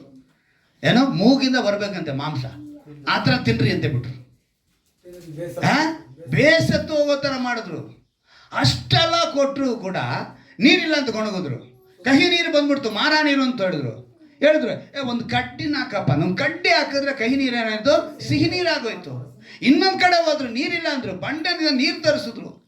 ಇಷ್ಟೆಲ್ಲ ಅದ್ಭುತ ನೋಡಿದ್ರು ಕೂಡ ನಮ್ಮ ಜನಕ್ಕೆ ಏನು ಬಂದಿಲ್ಲಂತೆ? ದೇವರ ಮೇಲೆ ನಂಬಿಕೆ ಬರಲಿಲ್ಲ. ಅಲ್ಲಿಗೆ ಅದ್ಭುತ ಮಾಡೋದ್ರಿಂದ ನಮ್ಮ ಜನ ಬದಲಾಗೋದಿಲ್ಲ ಅಂತ ದೇವರು ತಿಳ್ಕೊಂಡ್ರು. ನೀವು ಆ ಅಧ್ಯಾಯದಲ್ಲಿ ಇನ್ನು 22ನೇ ವಾಕ್ಯನ ಗಮನಿಸಿ ನೋಡಿ, ಒಂದು ಅದ್ಭುತವಾದ ಮಾತು ಏನಂತೆ, ರಾಜ್ಯ ಜನಾಂಗಗಳನ್ನು ಅವರಿಗೆ ವಶಪಡಿಸಿ ಆ ರಾಜ್ಯಗಳನ್ನು ಅವರಿಗೆ ಸ್ವಾಸ್ಥ್ಯವಾಗಿ ಹಂಚಿಕೊಟ್ಟು, ಹೀಗೆ ಅವರು ಎಷ್ಬೋನಿನ ಅರಸನಾದ ಸೀಹೋನ್, ಬಾಷನ್ನ ಅರಸನಾದ ಓಗ್ ಇವರ ಪ್ರಾಂತ್ಯಗಳನ್ನು ಸ್ವಾಧೀನಪಡಿಸಿಕೊಂಡ್ರು. ಇವರಿಗೆ ಸ್ವಾಧೀನಪಡಿಸಿಕೊಳ್ಳುವಂಥ ಆಶೀರ್ವಾದ ಕೊಟ್ಟರು. ಎಲ್ಲರ ಮೇಲೆ ಯುದ್ಧಕ್ಕೆ ಹೋಗ್ತಾರೆ, ಅಲ್ಲಿ ಜಯಿಸ್ಕೊತಾ ಇದ್ದಾರೆ. ಹೀಗೆ ಅವರ ಮಕ್ಕಳನ್ನು ಆಕಾಶದ ನಕ್ಷತ್ರಗಳನ್ನು ಹೆಚ್ಚಿಸಿ ಅವು ಈ ದೇಶದೊಳಗೆ ಪ್ರವೇಶಿಸಿ ಸ್ವಾಧೀನ ಮಾಡಿಕೊಳ್ಳುವಿರಿ ಎಂದು ಅವರ ಪಿತೃಗಳಿಗೆ ವಾಗ್ದಾನ ಮಾಡಿದ ದೇಶಕ್ಕೆ ಅವರನ್ನು ಬರಮಾಡಿದನು. ಕಾನಾನ್ ದೇಶಕ್ಕೆ ನೀವು ಬರಮಾಡ್ತೀರಾ, ನಕ್ಷತ್ರಗಳಂತೆ ನೀವು ಹೆಚ್ಚಿಗಾಗ್ತೀರಾ ಅಂತ ಹೇಳಿದ್ರು. ಅದನ್ನು ಮಾಡಿದ್ರು ದೇವರು. ಅದನ್ನು ಮಾಡಿ ಹಂಗೆ ಕರ್ಕೊಂಡು ಬರ್ತೀವಿ. ಆ ದೇಶದಲ್ಲಿ ಸೇರಿ ಅದನ್ನು ಸ್ವಾಧೀನ ಮಾಡಿಕೊಂಡ್ರು. ನೀನು ಅವರ ಮುಂದೆ ದೇಶ ನಿವಾಸಿಗಳಾಗಿದ್ದ ಕಾನಾನ್ಯರನ್ನು ಕುಗ್ಗಿಸಿ ಮನಸ್ಸಿಗೆ ಬಂದಂತೆ ನಡೆಸುವ ಹಾಗೆ ಆ ದೇಶದ ರಾಜರನ್ನು, ಪ್ರಜೆಗಳನ್ನು ಅವರಿಗೆ ಕೈಗೆ ಒಪ್ಪಿಸಿದಿ. ಅವರು ಕೋಟೆ ಕೊತ್ತಲುಗಳ ಪಟ್ಟಣಗಳನ್ನು, ಸಾರವುಳ್ಳ ಭೂಮಿಯನ್ನು, ಸಮಸ್ತ ವಿಧವಾದ ಉತ್ತಮ ವಸ್ತುಗಳಿಂದ ತುಂಬಿದ ಮನೆಗಳನ್ನು, ತೋಡಿದ ಬಾವಿಗಳನ್ನು, ದ್ರಾಕ್ಷೆ ತೋಟ, ಎಣ್ಣೆ ಮರಗಳ ತೋಪು, ಎಷ್ಟು ಹಣ್ಣಿನ ಮರ ಇವುಗಳನ್ನು ವಶ ಮಾಡಿಕೊಂಡು ಚೆನ್ನಾಗಿ ತಿಂದು ತೃಪ್ತರಾಗಿ ಕೊಪ್ಪಿ ನೀನು ಕೊಟ್ಟ ಸಮೃದ್ಧಿಯಲ್ಲಿ ಆನಂದಿಸುತ್ತಿದ್ದರು. ಎಷ್ಟು ಸಮೃದ್ಧಿ! ಆದರೂ ನಮ್ಮ ಜನ ಏನಾದ್ರಂತೆ? ಒಣಗೊಟ್ಟಿದ್ರು. ನೆಕ್ಸ್ಟ್ ಅಲ್ಲಿ ನೋಡ್ತೀವಿ, ಆಗ ಅವರು ನಿನಗೆ ಅವಿಧೇಯರಾಗಿ. ಇಷ್ಟೆಲ್ಲ ಮಾಡಿದ್ರೆ ಅವ್ರೇನಾಗ್ತಾ ಇದ್ದಾರೆ? ಅವಿಧೇಯರಾಗ್ತಾ ಇದ್ದಾರೆ. ಇವತ್ತು ನೀನು ಪ್ರಶ್ನೆ ಮಾಡ್ಕೊ. ಇಲ್ಲಿರುವಂಥ ನಿಮ್ಮನ್ನ ಇದೇ ಪ್ರಶ್ನೆನ ದೇವರು ಕೇಳ್ತಾ ಇರೋದು. ನೀನು ಎಂಥವಳಾಗಿದ್ದೆ? ನೀನು ಎಂಥವನಾಗಿದ್ದೆ? ಎಷ್ಟು ಅದ್ಭುತ ಮಾಡಿಲ್ಲ ನಿನಗೆ. ನೀನು ಕೇಳಿದಾಗಲ್ಲ ನಿನ್ಗೆ ಏನು ಬೇಕೋ ಅದನ್ನೆಲ್ಲ ಕೊಟ್ಟಿದ್ದಾರಲ್ಲ ದೇವರು. ಆದರೆ ನೀನೇನಾಗ್ತಾ ಇದೆಯಾ? ಅವಿಧೇಯನು. ಮಹತ್ ಕಾರ್ಯಗಳನ್ನ ಮಾಡಿದ್ದಾರೆ, ಅದ್ಭುತಗಳನ್ನ ಮಾಡಿದ್ದಾರೆ. ಇಷ್ಟೆಲ್ಲ ಮಾಡಿದ್ರು ಕೂಡ ನಾವೇನಾಗಿದ್ದೀವಿ? ಅವಿಧೇಯರಾಗ್ತಾ ಇದ್ದೀವಿ. ಅವಿಧೇಯರಾಗಿ ಆ ವಾಕ್ಯಗಳನ್ನು ಗಮನಿಸ್ಕೊಂಡು ನಾವು ಬರ್ತಾ ಇದ್ರೆ 31ನೇ ವಾಕ್ಯ, ಆದರೂ ನೀನು ದಯೆಯು ಕನಿಕರವು ಉಳ್ಳ ದೇವರಾಗಿಂದ ನಿನ್ನ ಮಹಾಕೃಪಾನುಸಾರವಾಗಿ ಅವರನ್ನು ನಾಶ ಮಾಡಲಿಲ್ಲ, ಕೈ ಬಿಡಲಿಲ್ಲ. ಇಷ್ಟೆಲ್ಲ ಗುಣಗುಟ್ಟಿದ್ರು ಕೂಡ, ಇಷ್ಟೆಲ್ಲ ದೇವರಿಗೆ ವಿರೋಧವಾಗಿ ಅವ್ರು ನಡೆದ್ರು ಕೂಡ, ಅವಿಧೇಯರಾಗಿದ್ರು ಕೂಡ ದೇವರು ಏನು ಮಾಡಲಿಲ್ಲ ಅಂತ ಅವ್ರನ್ನ ನಾಶ ಮಾಡಲಿಲ್ಲ. ಇವತ್ತು ನಿನ್ನ ಸ್ಥಿತಿ ಅದೇನೆ. ಇಷ್ಟ ಬಂದಂಗೆ ಜೀವಿಸ್ತಾ ಇದೆಯಾ? ಮನ ಬಂದಂತೆ ಜೀವಿಸ್ತಾ ಇದೆಯಾ? ನೀನು ಅವಿಧೇಯನಾಗೇ ಇದೆಯಾ? ಅವಿಧೇಯಳಾಗೇ ಇದೆಯಾ? ನಿನ್ನ ನಾಶ ಮಾಡ್ದಿರ, ಕೈ ಬಿಡಿದರೆ ಇಟ್ಕೊಂಡಿದ್ದಾರೆ. ಕಾರಣ ತಿಳ್ಕೊ. ಇಂದು ಅನೇಕ ವಿಶ್ವಾಸಿಗಳು, ನಂಬಿಗಸ್ತರು ಮನುಷ್ಯರ ಮೇಲೇ ಅದ್ಭುತಗಳನ್ನ ಎಲ್ಲಿ ಮಾಡ್ತಾರೋ ಅಲ್ಲಿ ಓಡೋಗ್ತಾ ಇದ್ದಾರೆ. ಎಲ್ಲೇ ಅದ್ಭುತಗಳು ಅಂತೇಳಿ ಹುಡುಕೊಂಡು ತುಂಬ ಜನ ಓಡೋಗ್ತಾ ಇದ್ದಾರೆ. ಆದರೆ ಅದ್ಭುತಗಳಿಗೆ ಕಾರಣವಾದ ದೇವರನ್ನ ಹುಡುಕೋರಿಲ್ಲ. ನಂಬಿಗಸ್ತರಾದ ವಿಶ್ವಾಸಿಗಳಿಲ್ಲ. ಯಥಾರ್ಥತೆ ಇಲ್ಲ. ಕ್ರಿಸ್ತನನ್ನು ಮರ್ತೋಗಿದ್ದಾರಂತೆ. ಇದನ್ನು ಯೇಸು ಕ್ರಿಸ್ತನೇ ಹೇಳ್ತಾರೆ. ಯೇಸು ಕ್ರಿಸ್ತನೇ ಈ ಮಾತನ್ನು ಹೇಳ್ತಾರೆ. ಮತ್ತಾಯನ ಬರೋ ಸುವಾರ್ತೆಯಲ್ಲಿ ಅದು ಮಾತು ಬರೆಯಲ್ಪಟ್ಟಿದೆ. ಮತ್ತಾಯನ ಬರೋ ಸುವಾರ್ತೆ 7ನೇ ಅಧ್ಯಾಯ, ಮತ್ತಾಯನ ಬರೋ ಸುವಾರ್ತೆ 7ನೇ ಅಧ್ಯಾಯ 21ನೇ ವಾಕ್ಯವನ್ನು ಗಮನಿಸುವಾಗ, ನನ್ನನ್ನು ಹಾ ಸ್ವಾಮಿ ಸ್ವಾಮಿ ಅನ್ನುವರೆಲ್ಲರೂ ಪರಲೋಕ ರಾಜ್ಯದಲ್ಲಿ ಸೇರರೆಂದು ಎಣಿಸಬೇಡಿರಿ. ಹಾ. ಪರಲೋಕದಲ್ಲಿರುವ ನನ್ನ ತಂದೆಯ ಚಿತ್ತದಂತೆ ನಡೆಯುವವನೇ ಹಾ. ಪರಲೋಕ ರಾಜ್ಯಕ್ಕೆ ಸೇರುವವನು. ಹಾ. ಸ್ವಾಮಿ ಸ್ವಾಮಿ, ನಿನ್ನ ಹೆಸರಿನ ಮೇಲೆ ನಾವು ಬೋಧನೆ ಹೇಳಿಲ್ಲವೇ? ಹಾ. ನಿನ್ನ ಹೆಸರಿನ ಮೇಲೆ ದೆವ್ವಗಳನ್ನು ಬಿಡಿಸಿದಲ್ಲವೇ? ಹಾ.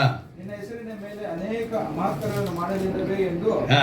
ಆ ದಿನದಲ್ಲಿ ಎಷ್ಟು ಜನರು ನನಗೆ ಹೇಳುವರು. ಹಾ. ಆಗ ನಾನು ಅವರಿಗೆ, ನಾನೆಂದು ನಿಮ್ಮನ್ನು ಗುರುತು ಕಾಣೆನು, ಧರ್ಮವನ್ನು ಮೀರಿ ನಡೆಯುವವರೇ ನನ್ನಿಂದ ತೊಲಗಿ ಹೋಗಿರಿ ಎಂದು ಎಲ್ಲರ ಮುಂದೆ ಹೇಳಿಬಿಡು. ಇವತ್ತು ಅದ್ಭುತಗಳನ್ನ ನಾನು ದೇವರ ಇದ್ರಲ್ಲಿ ಮಾಡ್ತಾ ಇದ್ದೀನಿ ಅಂತ ಹೇಳಿ ಹೆಸರಿನ ಮೇಲೆ, ಯಾರ ಹೆಸರಿನ ಮೇಲೆ ಮಾಡ್ತಿದ್ದಾರೆ ಇವರೆಲ್ಲ, ಆದರೆ ರಕ್ಷಣೆ ಒಳಗೆ ತರ್ತಾ ಇಲ್ಲ. ತುಂಬ ಜನರು ಇವತ್ತು ಸಭೆಯಲ್ಲಿ ಇಲ್ಲದೇ ಇರೋದಕ್ಕೆ ಕಾರಣ, ಈಗ ನಮ್ಮ ಸಭೆಯಲ್ಲಿ ತುಂಬ ಜನ ಬಂದರು, ಅವ್ರನ್ನ ನಾವು ವಾಕ್ಯದಲ್ಲಿ ನಡೆಸಬೇಕು ಅಂತ ಹೇಳಿದ ತಕ್ಷಣ ಅವ್ರಿಗೆ ಇಷ್ಟ ಆಗಲಿಲ್ಲ. ಅವ್ರಿಗೆ ಬರೀ ಏನು ಬೇಕು? ಅದ್ಭುತ ಬೇಕು, ನಮ್ಮಿಂದ ಏನಾದ್ರು ಸಹಾಯ ಬೇಕು, ಅಷ್ಟೇ. ಆದರೆ ವಾಕ್ಯಕ್ಕಾಗಿ ನಿಂತವರು ಇವಳು ಕೊಡ್ತಿದ್ದೀರಾ. ವಾಕ್ಯ ಬೇಡ ಅಂತ ಹೇಳಿದವ್ರು ಏನಾಗಿದ್ದಾರೆ? ಓಡೋಗಿದ್ದಾರೆ. ಆದರೆ ಇವತ್ತು ವಾಕ್ಯ ಇಲ್ಲದೇ ಇರುವಂಥ ಸ್ಥಳಗಳಲ್ಲಿ ಬರೀ ಅದ್ಭುತಗಳು, ದೇವರು ಮಾಡಿದ ಅದ್ಭುತಗಳನ್ನ ನೆನೆಸ್ಕೊಂಡ್ರೆ ಒಂದು ಉದಾಹರಣೆ ಮಾತ್ರ ನಾನು ಹೇಳ್ತೀನಿ. ಶತಾಧಿಪತಿ ಕುರಿತು, ಶತಾಧಿಪತಿ ಬಂದು ಅವನ ಆಳು ಹೇಳಿದ ತಕ್ಷಣ ದೇವ್ರು ಹೇಳ್ತಾರೆ, ನಾನು ನಿನ್ನ ಮನೆಗೆ ಬರ್ತೀನಿ. ಶತಾಧಿಪತಿ ಹೇಳ್ತಾನೆ, ಬೇಡ. ಯಾಕಂತ ಹೇಳಿದ್ರೆ ನಾನೇ ಒಬ್ಬನಿಗೆ ಹೇಳಿದ್ರೆ ಕೆಲಸ ಮಾಡ್ತಾನೆ, ನೀನು ಹೇಳಿದ್ರೆ ಮಾಡಲ್ವ ಅಂತೇಳಿ ಅವನು ಹೇಳ್ತಾನೆ. ತಕ್ಷಣ ದೇವರು ಹೇಳ್ತಾರೆ, ನಿನ್ನ ನಂಬಿಕೆ ನಾನು ಇಸ್ರಾಯೇಲಲ್ಲೂ ಕೂಡ ಕಾಣಲಿಲ್ಲ ಅಂತ ಹೇಳಿದ್ರು. ಹೇಳಿದ ತಕ್ಷಣ ಇವನು ಮನೆಗೆ ಹೊರಡ್ತಾನೆ. ಮನೆಗೆ ಹೊರಡಿದ ತಕ್ಷಣ, ಏನಪ್ಪ ನಾನು ನಾಳೆ ಆಗೋದ್ನೆ, ಎಷ್ಟೊತ್ತಿಗಾದ? 1 ಗಂಟೆ. 1 ಗಂಟೆಗೆ ಎಲ್ಲಿದ್ದ? 1 ಗಂಟೆಗೆ ಇವನೇನಾಗೋದ? ಬಿಡುಗಡೆ ಆಗೋಯ್ತು. ಇವನು ಹೋಗಿರೋ ಸಂಜೆ 5 ಗಂಟೆಗೆ.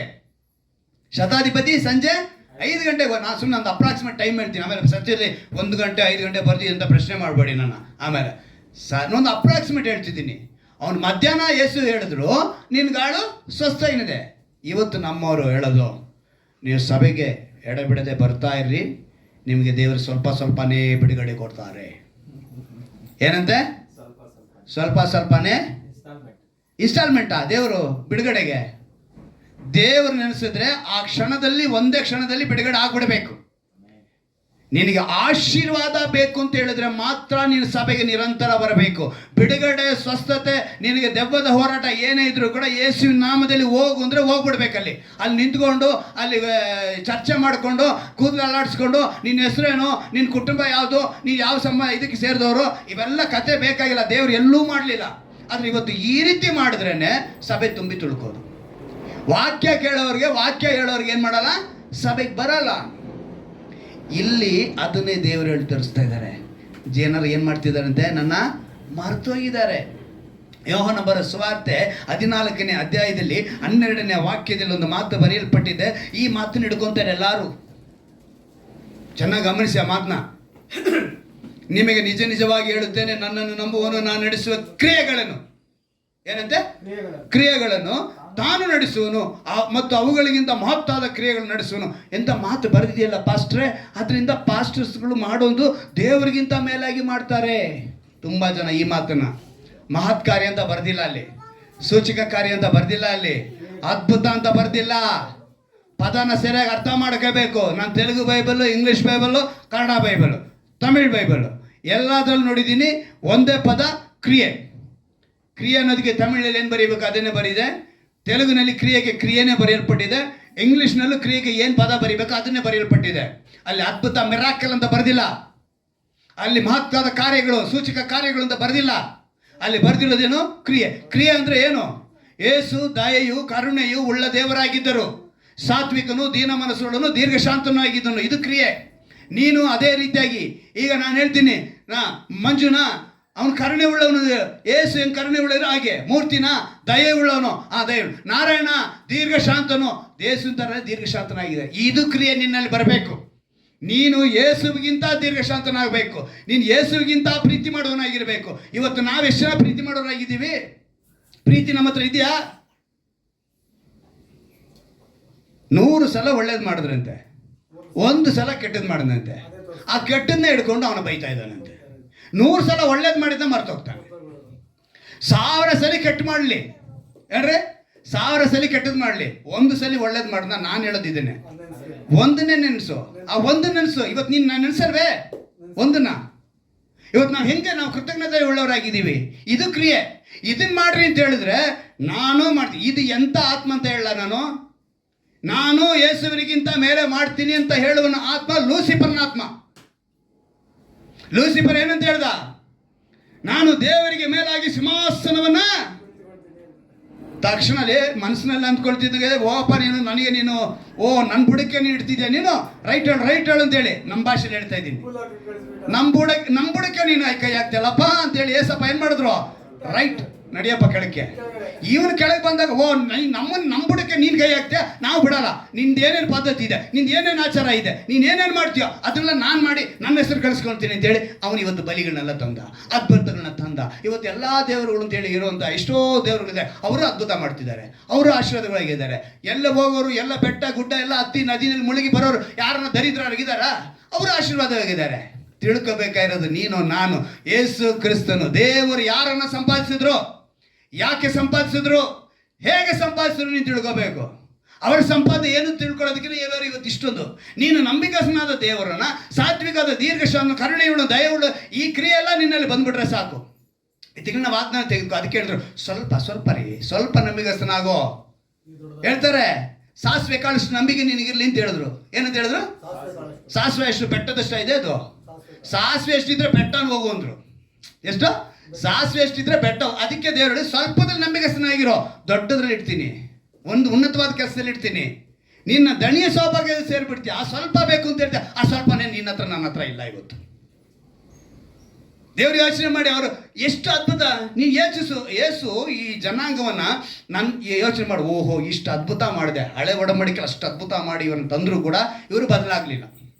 ಸರಿ, ಇಲ್ಲಿ ಭೂಮಿ ಮೇಲೆ ಬಂದು ಕುಷ್ಠರೋಗಿಗೆ ಅಲ್ಲಿ ಇಲ್ಲಿ ಏನೇನೋ ಮಾಡಿದ್ರು ಅದ್ಭುತಗಳನ್ನ, ಅಲ್ವಾ? ಸತ್ತವ್ರನ್ನ ಕೂಡ ಬದುಕಿಸ್ಬಿಟ್ರು. ಚಟ್ಟ ಮುಟ್ಟಿದ ಕೂಡ ಅವನೇನದ ಅಲ್ವಾ? ಸತ್ತ ಲಾಜರು 4 ದಿವಸ ನಾಟ ಹೊಡಿತಾ ಇದ್ದ, ಅವನೇನದ? ಇಷ್ಟೆಲ್ಲ ನೋಡಿದ್ರು ಕೂಡ ನಮ್ಮ ಜನ ಮಾತ್ರ ಬದಲಾಗಲಿಲ್ಲ. ಆವಾಗಲೇ ಯೋಹನ ಬರೆಸುವಾರ್ತೆ 14ನೇ ಅಧ್ಯಾಯ 15ನೇ ಅಧ್ಯಾಯದಲ್ಲಿ ಒಂದು ಮಾತು ಬರೆಯಲ್ಪಡಿದೆ. ಎಷ್ಟು ತಗೊಳ್ಳಿ, ಅಲ್ಲ 15ನೇ ಅಧ್ಯಾಯದಲ್ಲಿ 7ನೇ ವಾಕ್ಯ.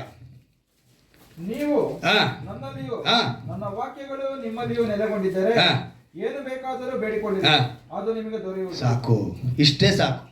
ಈಗ ಅದ್ಭುತ ನಿನ್ನಲ್ಲಿ ನಡೀಬೇಕು ಅಂದ್ರೆ ನೀನೇನಾಗಬೇಕು? ನೀವು ನನ್ನಲ್ಲಿಯೋ ನನ್ನ ವಾಕ್ಯಗಳು ನಿಮ್ಮಲ್ಲಿ ನೆಲೆಗೊಂಡಿದ್ದರೆ ಸಾಕು, ಅಷ್ಟೇ ಸಾಕು. ಇಲ್ಲಿ ಪಾಸ್ಟರ್ ಕೈ ಇಡಬೇಕಾಗಿರೋ ಅವಶ್ಯಕತೆ ಇಲ್ಲ. ಒಂದು ದೊಡ್ಡ ಮೀಟಿಂಗ್ ನಡೆಸ್ತಾರೆ, ಬಿಡುಗಡೆಗಾಗಿ ಸ್ವಸ್ಥತೆಗಾಗಿ ಬನ್ನಿ ಅಂತೇಳಿ, ಉಜ್ಜೀವನ ಕೂಟಗಳು ಅಂತ ಹೇಳಿ ಏನು ಮಾಡ್ತಾರೆ, ಬ್ಯಾನರ್ ಹಾಕಿ ಒಂದು ಇಂಟರ್ನ್ಯಾಷನಲ್ ಸ್ಪೀಕರ್ ಅಂತ ಹೇಳಿ ಕರೆಸ್ಕೊಂತಾರೆ. ಏನು ದೇವರು ಆ ರೀತಿನ ಹೇಳಿಸಿದ್ದಾರೆ? ನೀನು ನನ್ನಲ್ಲಿದ್ದರೆ, ನನ್ನ ವಾಕ್ಯ ನಿನ್ನಲ್ಲಿದ್ದರೆ ಮುಗಿದೋಯ್ತು ನಿನ್ನ ಬಿಡುಗಡೆ. ಹಲ್ಲೆಲೂಯಾ. ಅಲ್ಲಿಗೆ ನಾನು ಅದ್ಭುತ ಇಲ್ಲ, ಅದ್ಭುತ ಮಾಡೋಕ್ಕಾಗಲ್ಲ, ಪ್ರವಾದನೆ ಹೇಳಲ್ಲ ಅಂತೇಳಿ ಹೇಳಿಲ್ಲ. ನಾನು ಹೇಳೋದೇನೆಂದರೆ ನೀವು ನಂಬಿಕೆಯಲ್ಲಿ ನಡಿಬೇಕು, ವಾಕ್ಯದಲ್ಲಿ ನೆಲೆಗೊಳ್ಳಬೇಕು. ವಾಕ್ಯದಲ್ಲಿ ನೆಲೆಗೊಳ್ಳುವಾಗ ಯಾವ ವ್ಯಕ್ತಿಯ ಮೇಲೆ ಆಧಾರಗೊಳ್ಳದೆ ತಲೆ ಕೊಡಬೇಕಾದ ಅವಶ್ಯಕತೆ ಇರಲ್ಲ ಅಂತ ಹೇಳ್ತಾ ಇರೋದು. ನಿಮ್ಮ ನಂಬಿಕೆಯಿಂದ ನೀವೇನಾಗ್ತೀರಾ ಆ ಸ್ವಸ್ಥತೆ ಬಿಡುಗಡೆನ ಹೊಂದಿಕೊಳ್ಳಿ. ನಾವು ಬರೀ ಈ ಪಾತ್ರೆಯಾಗಿ ಈ ಮಾತನ್ನು ಹೇಳುವುದಕ್ಕೆ ಉಪಯೋಗಿಸಲ್ಪಡುವ ಒಬ್ಬ ಬೋಧಕನು, ಒಂದು ಪಾತ್ರೆ ಅಷ್ಟೇ. ವೆಸಲ್ ನಾನು ನಿಮ್ಗೆ ಹೇಳ್ತೀನಿ, ಇದನ್ನ ಮಾಡ್ರಿ, ವಾಕ್ಯನ ನೆಲೆಗೊಳ್ರಿ. ಅದ್ರ ನೆಲೆಗೊಂಡ್ರೆ ನಿಮ್ಗೇನಿದೆ? ಬಿಡುಗಡೆ ಇದೆ. ಅವು ಎಂಥ ದೇವರಲ್ಲ ನಮ್ಮ ದೇವರು. ಅಲ್ಲಿಗೆ ನಾವೇನು ಮಾಡಬೇಕು? ಇದನ್ನು ತಿಳ್ಕೋಬೇಕು. ಅದನ್ನು ತಿಳ್ಕೊಂಡಾಗ ಶತ್ರುವಾದ ಸೈತಾನ ಕೇಳ್ತಾನೆ ದೇವ್ರನ್ನ, ನೀನು ಎಷ್ಟು ಪ್ರೀತಿ ಮಾಡಿದೆ ಅಂತ. ದೇವ್ರನ್ನ ನಾನು ಎಷ್ಟು ಪ್ರೀತಿ ಮಾಡಿ ಅಂತ ಹೇಳೋಕ್ಕೆ ನನಗೆ ಅದಕ್ಕೆ ಅಳತೆ ಹೇಳಿದ್ರೆ ನಿಂಗೆ ಸಾಲದು ಅಂತ ಹೇಳ್ತಾರೆ. ಹೇಗೆ ಸಾಲದು ಅಂತ ಹೇಳಿದ್ರೆ, ಈ ಲೋಕ ಏನನ್ನ ಪರಿಹಾರವಾಗಿ ಹೇಳ್ತಪ್ಪ? ಬಲಿಗಳನ್ನ ಅರ್ಪಿಸ್ತು. ಏನಕ್ಕೆ ಬಲಿಗಳನ್ನ ಅರ್ಪಿಸ್ತು? ಆ ಬಲಿಗಳು ಏನಕ್ಕೆ ಅಂತೇಳಿ ಅವರು ದೋಷ ಪರಿಹಾರಕ್ಕಾಗಿ, ಪಾಪ ಪರಿಹಾರಕ್ಕಾಗಿ ಪಶುಗಳನ್ನ ಏನು ಮಾಡಿದ್ರು? ಪಕ್ಷಿಗಳನ್ನ ಬಲಿ ಕೊಟ್ಟರು. ಒಂದು ಕಾಲದಲ್ಲಿ ನರಬಲಿ ಕೂಡ ನಡೆದೋಯ್ತು ಅಲ್ವಾ? ಒಂದು ಕಾಲದಲ್ಲಿ ತುಂಬ ಮಾಟ ಮಂತ್ರಗಳನ್ನ ಮಾಡೋದಕ್ಕೆ ನರಬಲಿ ಕೂಡ ಆಗೋಯ್ತು.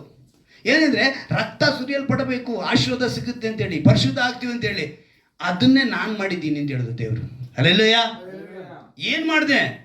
ಇಡೀ ಮಾನವ ಕುಲಕ್ಕೆ ನನ್ನ ರಕ್ತನ ಧಾರೆ ಎರಿತೀನಿ. ಹಲ್ಲೆಲೂಯಾ. ಶಿಲುಬೆ ಮೇಲೆ ನಾನು ಏನು ಮಾಡ್ತೀನಿ? ನನ್ನ ರಕ್ತವನ್ನ ಸುರಿಸ್ತೀನಿ. ನಿಷ್ಕಳಂಕವಾದ ರಕ್ತ. ದೇವರಲ್ಲಿ ಪಾಪನೇ ಇರಲಿಲ್ಲ. ಯೇಸು ಕ್ರಿಸ್ತನಲ್ಲಿ ಏನಿಲ್ಲ. ನೀವು ಅಪೊಸ್ತಲರ ಕೃತ್ಯಗಳು 20ನೇ ಅಧ್ಯಾಯ ತೆಗೆದುಕೊಳ್ಳಿ. ಅಪೊಸ್ತಲರ ಕೃತ್ಯಗಳು 20ನೇ ಅಧ್ಯಾಯ 28ನೇ ವಾಕ್ಯವನ್ನು ಗಮನಿಸುವಾಗ, ದೇವರು ಸ್ವರಕ್ತದಿಂದ ಸಂಪಾದಿಸಿಕೊಂಡ ಸಭೆಯನ್ನು, ದೇವರು ಸಂಪಾದಿಸಿದ ಬಂತ ಇಲ್ಲಿ. ದೇವರು ಏನು ಸಂಪಾದನೆ ಮಾಡಿಕೊಂಡ್ರು? ಸಭೆನ, ಈ ಜನವನ್ನ, ಸಭೆ ಅಂದ್ರೆ ನಾವೇ, ನಮ್ಮನ್ನ ಅವರು ಸ್ವರಕ್ತದಿಂದ ಸಭೆನ ಪರಿಪಾಲಿಸುವುದಕ್ಕಾಗಿ ಪವಿತ್ರಾತ್ಮನು ನಿಮ್ಮನ್ನೇ ಆ ನಿಟ್ಟಿನಲ್ಲಿ ಅಧ್ಯಕ್ಷರಾಗಿ, ಅಂದ್ರೆ ಸ್ವಂತ ರಕ್ತದಿಂದ ಅವ್ರೇನ್ ಮಾಡಿದ್ದಾರೆ. ಕಾರಣ ಏನು? ಅವ್ರು ಯೋಚನೆ ಮಾಡಿದ್ರು, ಓಹೋ ಈ ಜನ ಅದ್ಭುತಗಳನ್ನ ನಡಿ ಓಡೋಗ್ತಿದ್ದಾರೆ, ಇವ್ರು ಏನು ಮಾಡಬೇಕು? ನನ್ನ ವಾಕ್ಯದಲ್ಲಿ ನೆಲೆಗೊಳ್ಬೇಕು. ಅದಕ್ಕೇನೆ ಆ ವಾಕ್ಯವಾಗಿರುವ ದೇವರು ಏನಿದೆ, ಆದಿಯಲ್ಲಿ ವಾಕ್ಯವಿತ್ತು, ಆ ವಾಕ್ಯವು ದೇವರ ಬಳಿಯಲ್ಲಿತ್ತು, ಆ ವಾಕ್ಯವೇ ದೇವರಾಗಿತ್ತು. 14ನೇ ವಾಕ್ಯ ಹೇಳಿದೆ, ಆ ವಾಕ್ಯವು ನರಾವತಾರ ಎತ್ತಿ ಭೂಮಿಗೆ ಬಂತು. ಆ ವಾಕ್ಯ ನಿಮ್ಮಲ್ಲಿ ನೆಲೆಗೊಂಡು ಬಿಟ್ರೆ ಸಾಕು, ನೀವೇನು ಬೇಕಾದ್ರೂ ಬೇಡಿಕೊಳ್ಳ್ರಿ, ಏನಾಗುತ್ತೆ? ನಿಮಗೆ ದೊರೆಯುತ್ತೆ. ಸೊ ಇದನ್ನು ದೊರೀಬೇಕು ಅಂತ ಹೇಳಿದ್ರೆ ಏನು ಮಾಡಿದ್ರು? ಆ ವಾಕ್ಯ ಒಳಗಡೆ ಬಂದಿದ ತಕ್ಷಣ ದೇವರು ಹೇಳ್ತಿದ್ದಾರೆ, ನಾನು ಸಂಪಾದಿಸಿಕೊಂಡಿದ್ದು. ಏನನ್ನ ಸಂಪಾದಿಸಿಕೊಂಡ್ರು ದೇವರು? ಸಭೆನ. ಸಭೆ ಅಂದರೆ ಯಾರು? ನಾವೇ. ನಮ್ಮನ್ನು ಅವ್ರು ಏನು ಮಾಡಿದ್ರು? ಸ್ವರಕ್ತದಿಂದ ಅಂದರೆ ರಕ್ತದಾರ ಇಲ್ಲದೆ ಪಾಪ ಪರಿಹಾರವಿಲ್ಲ. ಇನ್ನು ಅನೇಕರು ಹೇಳುವ ಮಾತು, ನನ್ನ ಅಡ ಇಟ್ಟರು ಕೂಡ ಯಾರು ₹1 ಬೆಲೆ ಕೊಡಲ್ಲ ಹೇಳುವಂಥ ಮಾತು. ಅಯ್ಯೋ, ನನ್ನನ್ನು ಅಡ ಇಟ್ಟರು ಯಾರು ₹1 ಕೊಡಲ್ಲ ಅಂತ ಹೇಳ್ತಾರೆ. ನಾನೇನು ಹೇಳ್ತೀನಿ ಗೊತ್ತಾ? ನಿನ್ನ ಬೆಲೆನ ಯೇಸು ಕ್ರಿಸ್ತನ ಹತ್ರ ಕೇಳು. ಹಲ್ಲೆಲೂಯಾ. ಯೇಸು ಕ್ರಿಸ್ತನ್ ಏನು ಹೇಳ್ತಾರೆ ಗೊತ್ತಾ? ಪವಿತ್ರವಾದ, ನಿಷ್ಕಳಂಕವಾದ ಈ ಲೋಕದಲ್ಲಿ ಯಾವ ರಕ್ತವೂ ಇಲ್ಲ, ಅಂತ ಬೆಲೆಯುಳ್ಳಂತ ಅಮೂಲ್ಯವಾದ ರಕ್ತವನ್ನು ಕೊಟ್ಟು ನಿಮ್ಮನ್ನು ಸಂಪಾದನೆ ಮಾಡಿದ್ದಾರೆ. ಅವರು ಸಂಪಾದನೆ ಮಾಡಿದ ಯಾರನ್ನ? ನಿನ್ನ, ನನ್ನ. ಹೇಗೆ ಸಂಪಾದನೆ ಮಾಡಿದ್ರು? ರಕ್ತ ಸುರಿಸಿ ಜೀವ ಬಲಿಯಾಗಿ ನಮಗೋಸ್ಕರ ಅವರು ಬೆಲೆ ಕೊಟ್ಟರು. ಯಾಕೆ ಕೊಟ್ಟರು ಅಂತ ಹೇಳಿದ್ರೆ, ನಾವೆಲ್ಲ ನಿತ್ಯ ಜೀವ ಪಡಿಬೇಕು. ಎಲ್ಲಿ ಹೋಗ್ಬೇಕು? ನಿತ್ಯ ಜೀವ ಪಡಿಬೇಕು. ಇಷ್ಟೇ ವಿಷಯ. ಅದ್ಭುತಗಳಿಂದ ಇವರು ಪರಿಹಾರ ಆಗಲಿಲ್ಲ, ಇವರು ನನ್ನ ಮಾತನ್ನು ಕೇಳಲಿಲ್ಲ. ಸೊ ನನ್ನ ವಾಕ್ಯವನ್ನು ನೆಲೆಗೊಳ್ಳಿದ್ರೆ ಇವರು ನನ್ನವರಾಗಿರ್ತಾರೆ, ನನ್ನ ಜನಾಂಗವಾಗಿರ್ತಾರೆ ಅಂತ ಹೇಳಿ ದೇವರೇನು ಮಾಡಿದ್ರು? ನಮ್ಮನ್ನು ಸ್ವರಕ್ತದಿಂದ ಸಂಪಾದನೆ ಮಾಡಿಕೊಂಡ್ರು. ಯಾಕೆಂತ ಹೇಳಿದ್ರೆ ಅಂಶ ಏನಂತ ಇದೆ ನಮ್ದು ಇವತ್ತು? ದೇವರು ಸಂಪಾದಿಸಿದ್ದು ಯಾರನ್ನ? ನನ್ನ, ನಿನ್ನ. ಈ ಸಭೆ ಸ್ವರಕ್ತದಿಂದ ಹೇಗೆ ಸಂಪಾದನೆ ಮಾಡಿಕೊಂಡ್ರು? ಶಿಲುಬೆ ಮೇಲೆ ಬಲಿಯಾಗಿ ರಕ್ತ ಸುರಿಸಿ ನಮ್ಮನ್ನು. ಯಾಕೆ ಸಂಪಾದನೆ ಮಾಡಿದ್ರು? ನೀನು ನಾನು ನಿತ್ಯ ಜೀವ ಪಡಿಬೇಕು ಅಂತ. ಈ ಅನುಭವ ಕೊಡಿ ಅಂತೇಳಿ ಮೊಣಕಾಲಕ್ಕೆ ನಾವೆಲ್ಲ ಪ್ರಾರ್ಥನೆ ಮಾಡೋಣವಾ? ಸ್ತೋತ್ರ ಕರ್ತನೆ, ಹಲ್ಲೆಲೂಯಾ. ಮಹೋನ್ನತನಯ್ಯ, ನೀನು ಕರುಣೆಯುಳ್ಳ ದೇವರು, ನಮ್ಮನ್ನು ಬಹಳ ಪ್ರೀತಿ ಮಾಡುವನಾಗಿದ್ಯ. ಆತನ ಪ್ರೀತಿ ಎಂಥದ್ದು ಅಂತ ಹೇಳಿದ್ರೆ, ನಮ್ಮನ್ನು ಕೊಂಡುಕೊಳ್ಳುವ ಪ್ರೀತಿ. ಆ ಕೊಂಡುಕೊಳ್ಳುವ ಪ್ರೀತಿ ಎಂತಹದ್ದು ಅಂತ ಹೇಳಿದ್ರೆ, ರಕ್ತವನ್ನು ಸುರಿಸಿ ನಮಗೋಸ್ಕರ ಸ್ವರಕ್ತವನ್ನು ಸುರಿಸಿ ಸಂಪಾದನೆ ಮಾಡಿಕೊಂಡಂತ ನೀನು, ನಾನು. ನಮ್ಮನ್ನು ಅವರು ಶಿಲುಬೆ ಮೇಲೆ ಬಲಿಯಾಗಿ ಅಮೂಲ್ಯವಾದ ರಕ್ತವನ್ನು ಸುರಿಸಿ, ನಿಷ್ಕಳಂಕವಾದ ರಕ್ತವನ್ನು ಸುರಿಸಿ ನಮ್ಮನ್ನು ಅವರು ಕ್ರಯಕ್ಕೆ ತೆಗೆದುಕೊಂಡಿದ್ದಾರೆ, ನಮ್ಮನ್ನು ಸಂಪಾದನೆ ಮಾಡಿದ್ದಾರೆ. ಯಾಕೆಂತ ಹೇಳಿದ್ರೆ, ನೀನು ನಾನು ನಿತ್ಯ ಜೀವ ಪಡೆಯಬೇಕು. ಇವತ್ತು ನೀನು ಒಪ್ಪಿಸಿಕೊಡ್ತೀಯ? ಅಪ್ಪ, ಅದ್ಭುತಗಳನ್ನ ಕಂಡು ಅದ್ಭುತಗಳಿಗೋಸ್ಕರ ಅದ್ಭುತವೇ ಬೇಕು ಅಂತೇಳಿ ನಾನು ಓಡುವವನಲ್ಲಪ್ಪ. ನಿನ್ನ ವಾಕ್ಯ ನನಗೆ ಬೇಕಾಗಿದೆ ಅಪ್ಪ. ನಿನ್ನ ವಾಕ್ಯದಲ್ಲಿ ನಾನು ನೆಲೆಗೊಳ್ತೇನೆ. ನಿನ್ನ ವಾಕ್ಯ ಇರುವ ಸಭೆಯಲ್ಲಿ ನಾನು ನೆಡಲ್ಪಡುತ್ತೇನೆ. ನಿನ್ನ ವಾಕ್ಯಕ್ಕಾಗಿ ಬದುಕುತ್ತೇನೆ ಅಂತೇಳಿ ಯಾರು ಕರ್ತನೆ, ನೀವು ನನ್ನಲ್ಲಿಯೂ ನನ್ನ ವಾಕ್ಯಗಳು ನಿಮ್ಮಲ್ಲಿ ನೆಲೆಗೊಂಡಿದ್ದಾರೆ, ಏನು ಬೇಕಾದ್ರೆ ಬೇಡಿಕೊಳ್ಳಿರಿ ಅಂತ ಹೇಳಿದ್ದಾರೆ. ಇವತ್ತು ಈ ವಾಕ್ಯ ಇವರಲ್ಲಿ ನೆಲೆಗೊಂಡಿದೆ ಕರ್ತನೆ. ನೀನು ಅವರಲ್ಲಿ ನೆಲೆಗೊಂಡಿದ್ಯಪ್ಪ. ಬೇಡಿಕೊಳ್ಳುತ್ತಿದ್ದಾರೆ ಕರ್ತನೆ, ಒಂದು ಸ್ವಸ್ಥತೆ ಯೇಸು ಕ್ರಿಸ್ತನ ನಾಮದಲ್ಲಿ ನೀನು ಕೊಟ್ಟಂತ ಅಧಿಕಾರವುಳ್ಳ ಹಸ್ತವು ಯೇಸುವಿನ ನಾಮದಲ್ಲಿ ಬೇಡಿಕೊಳ್ಳುತ್ತಿದ್ದೇನಪ್ಪ. ಒಂದು ಸ್ವಸ್ಥತೆ ಉಂಟಾಗಲಿ ಕರ್ತನೆ. ಈ ವಾಕ್ಯವನ್ನ ಯಾರು ಯಾವ ಸಮಯದಲ್ಲಿ ಯಾವ ಗಳಿಗೆಯಲ್ಲಿ ಯಾವತ್ತು ಕೇಳಿದರೂ ಕೂಡ ಕರ್ತನೆ, ಈ ಬಿಡುಗಡೆ ಅವರಿಗಿರಲಿ. ವಾಕ್ಯದ ಬಿಡುಗಡೆ ಇರಲಿ ರಾಜ, ವಾಕ್ಯದ ಸ್ವಸ್ಥತೆ ಇರಲಿ ಕರ್ತನೆ, ವಾಕ್ಯದ ಸಮಾಧಾನ ಅವರನ್ನು ಆಳ್ವಿಕೆ ಮಾಡಲಿ. ಇವರನ್ನ ಅನೇಕರಿಗೆ ಆಶೀರ್ವಾದ ನಿಲ್ಲಿಸು. ನಿನ್ನ ಸೌಭಾಗ್ಯದಲ್ಲಿ ಸೇರುವಂತೆ ಕೃಪೆ ಮಾಡಿಕೊಡು ರಾಜ. ನಿಮ್ಮ ನಾಮನ ಮಹಿಮೆಪಡಿಸಿಕೊಳ್ಳಿ, ಅದ್ಭುತವಾಗಿ ನಡೆಸಿ, ಆಶೀರ್ವದಿಸಿ. ನಮ್ಮ ರಕ್ಷಕನು ವಿಮೋಚಕನಾಗಿರುವ ಯೇಸು ಕ್ರಿಸ್ತನ ನಾಮದಲ್ಲಿ ಪ್ರಾರ್ಥಿಸಿ ಬೇಡದನ್ನು ಜೀವಳ ತಂದೆಯೇ ಆಮೆನ್.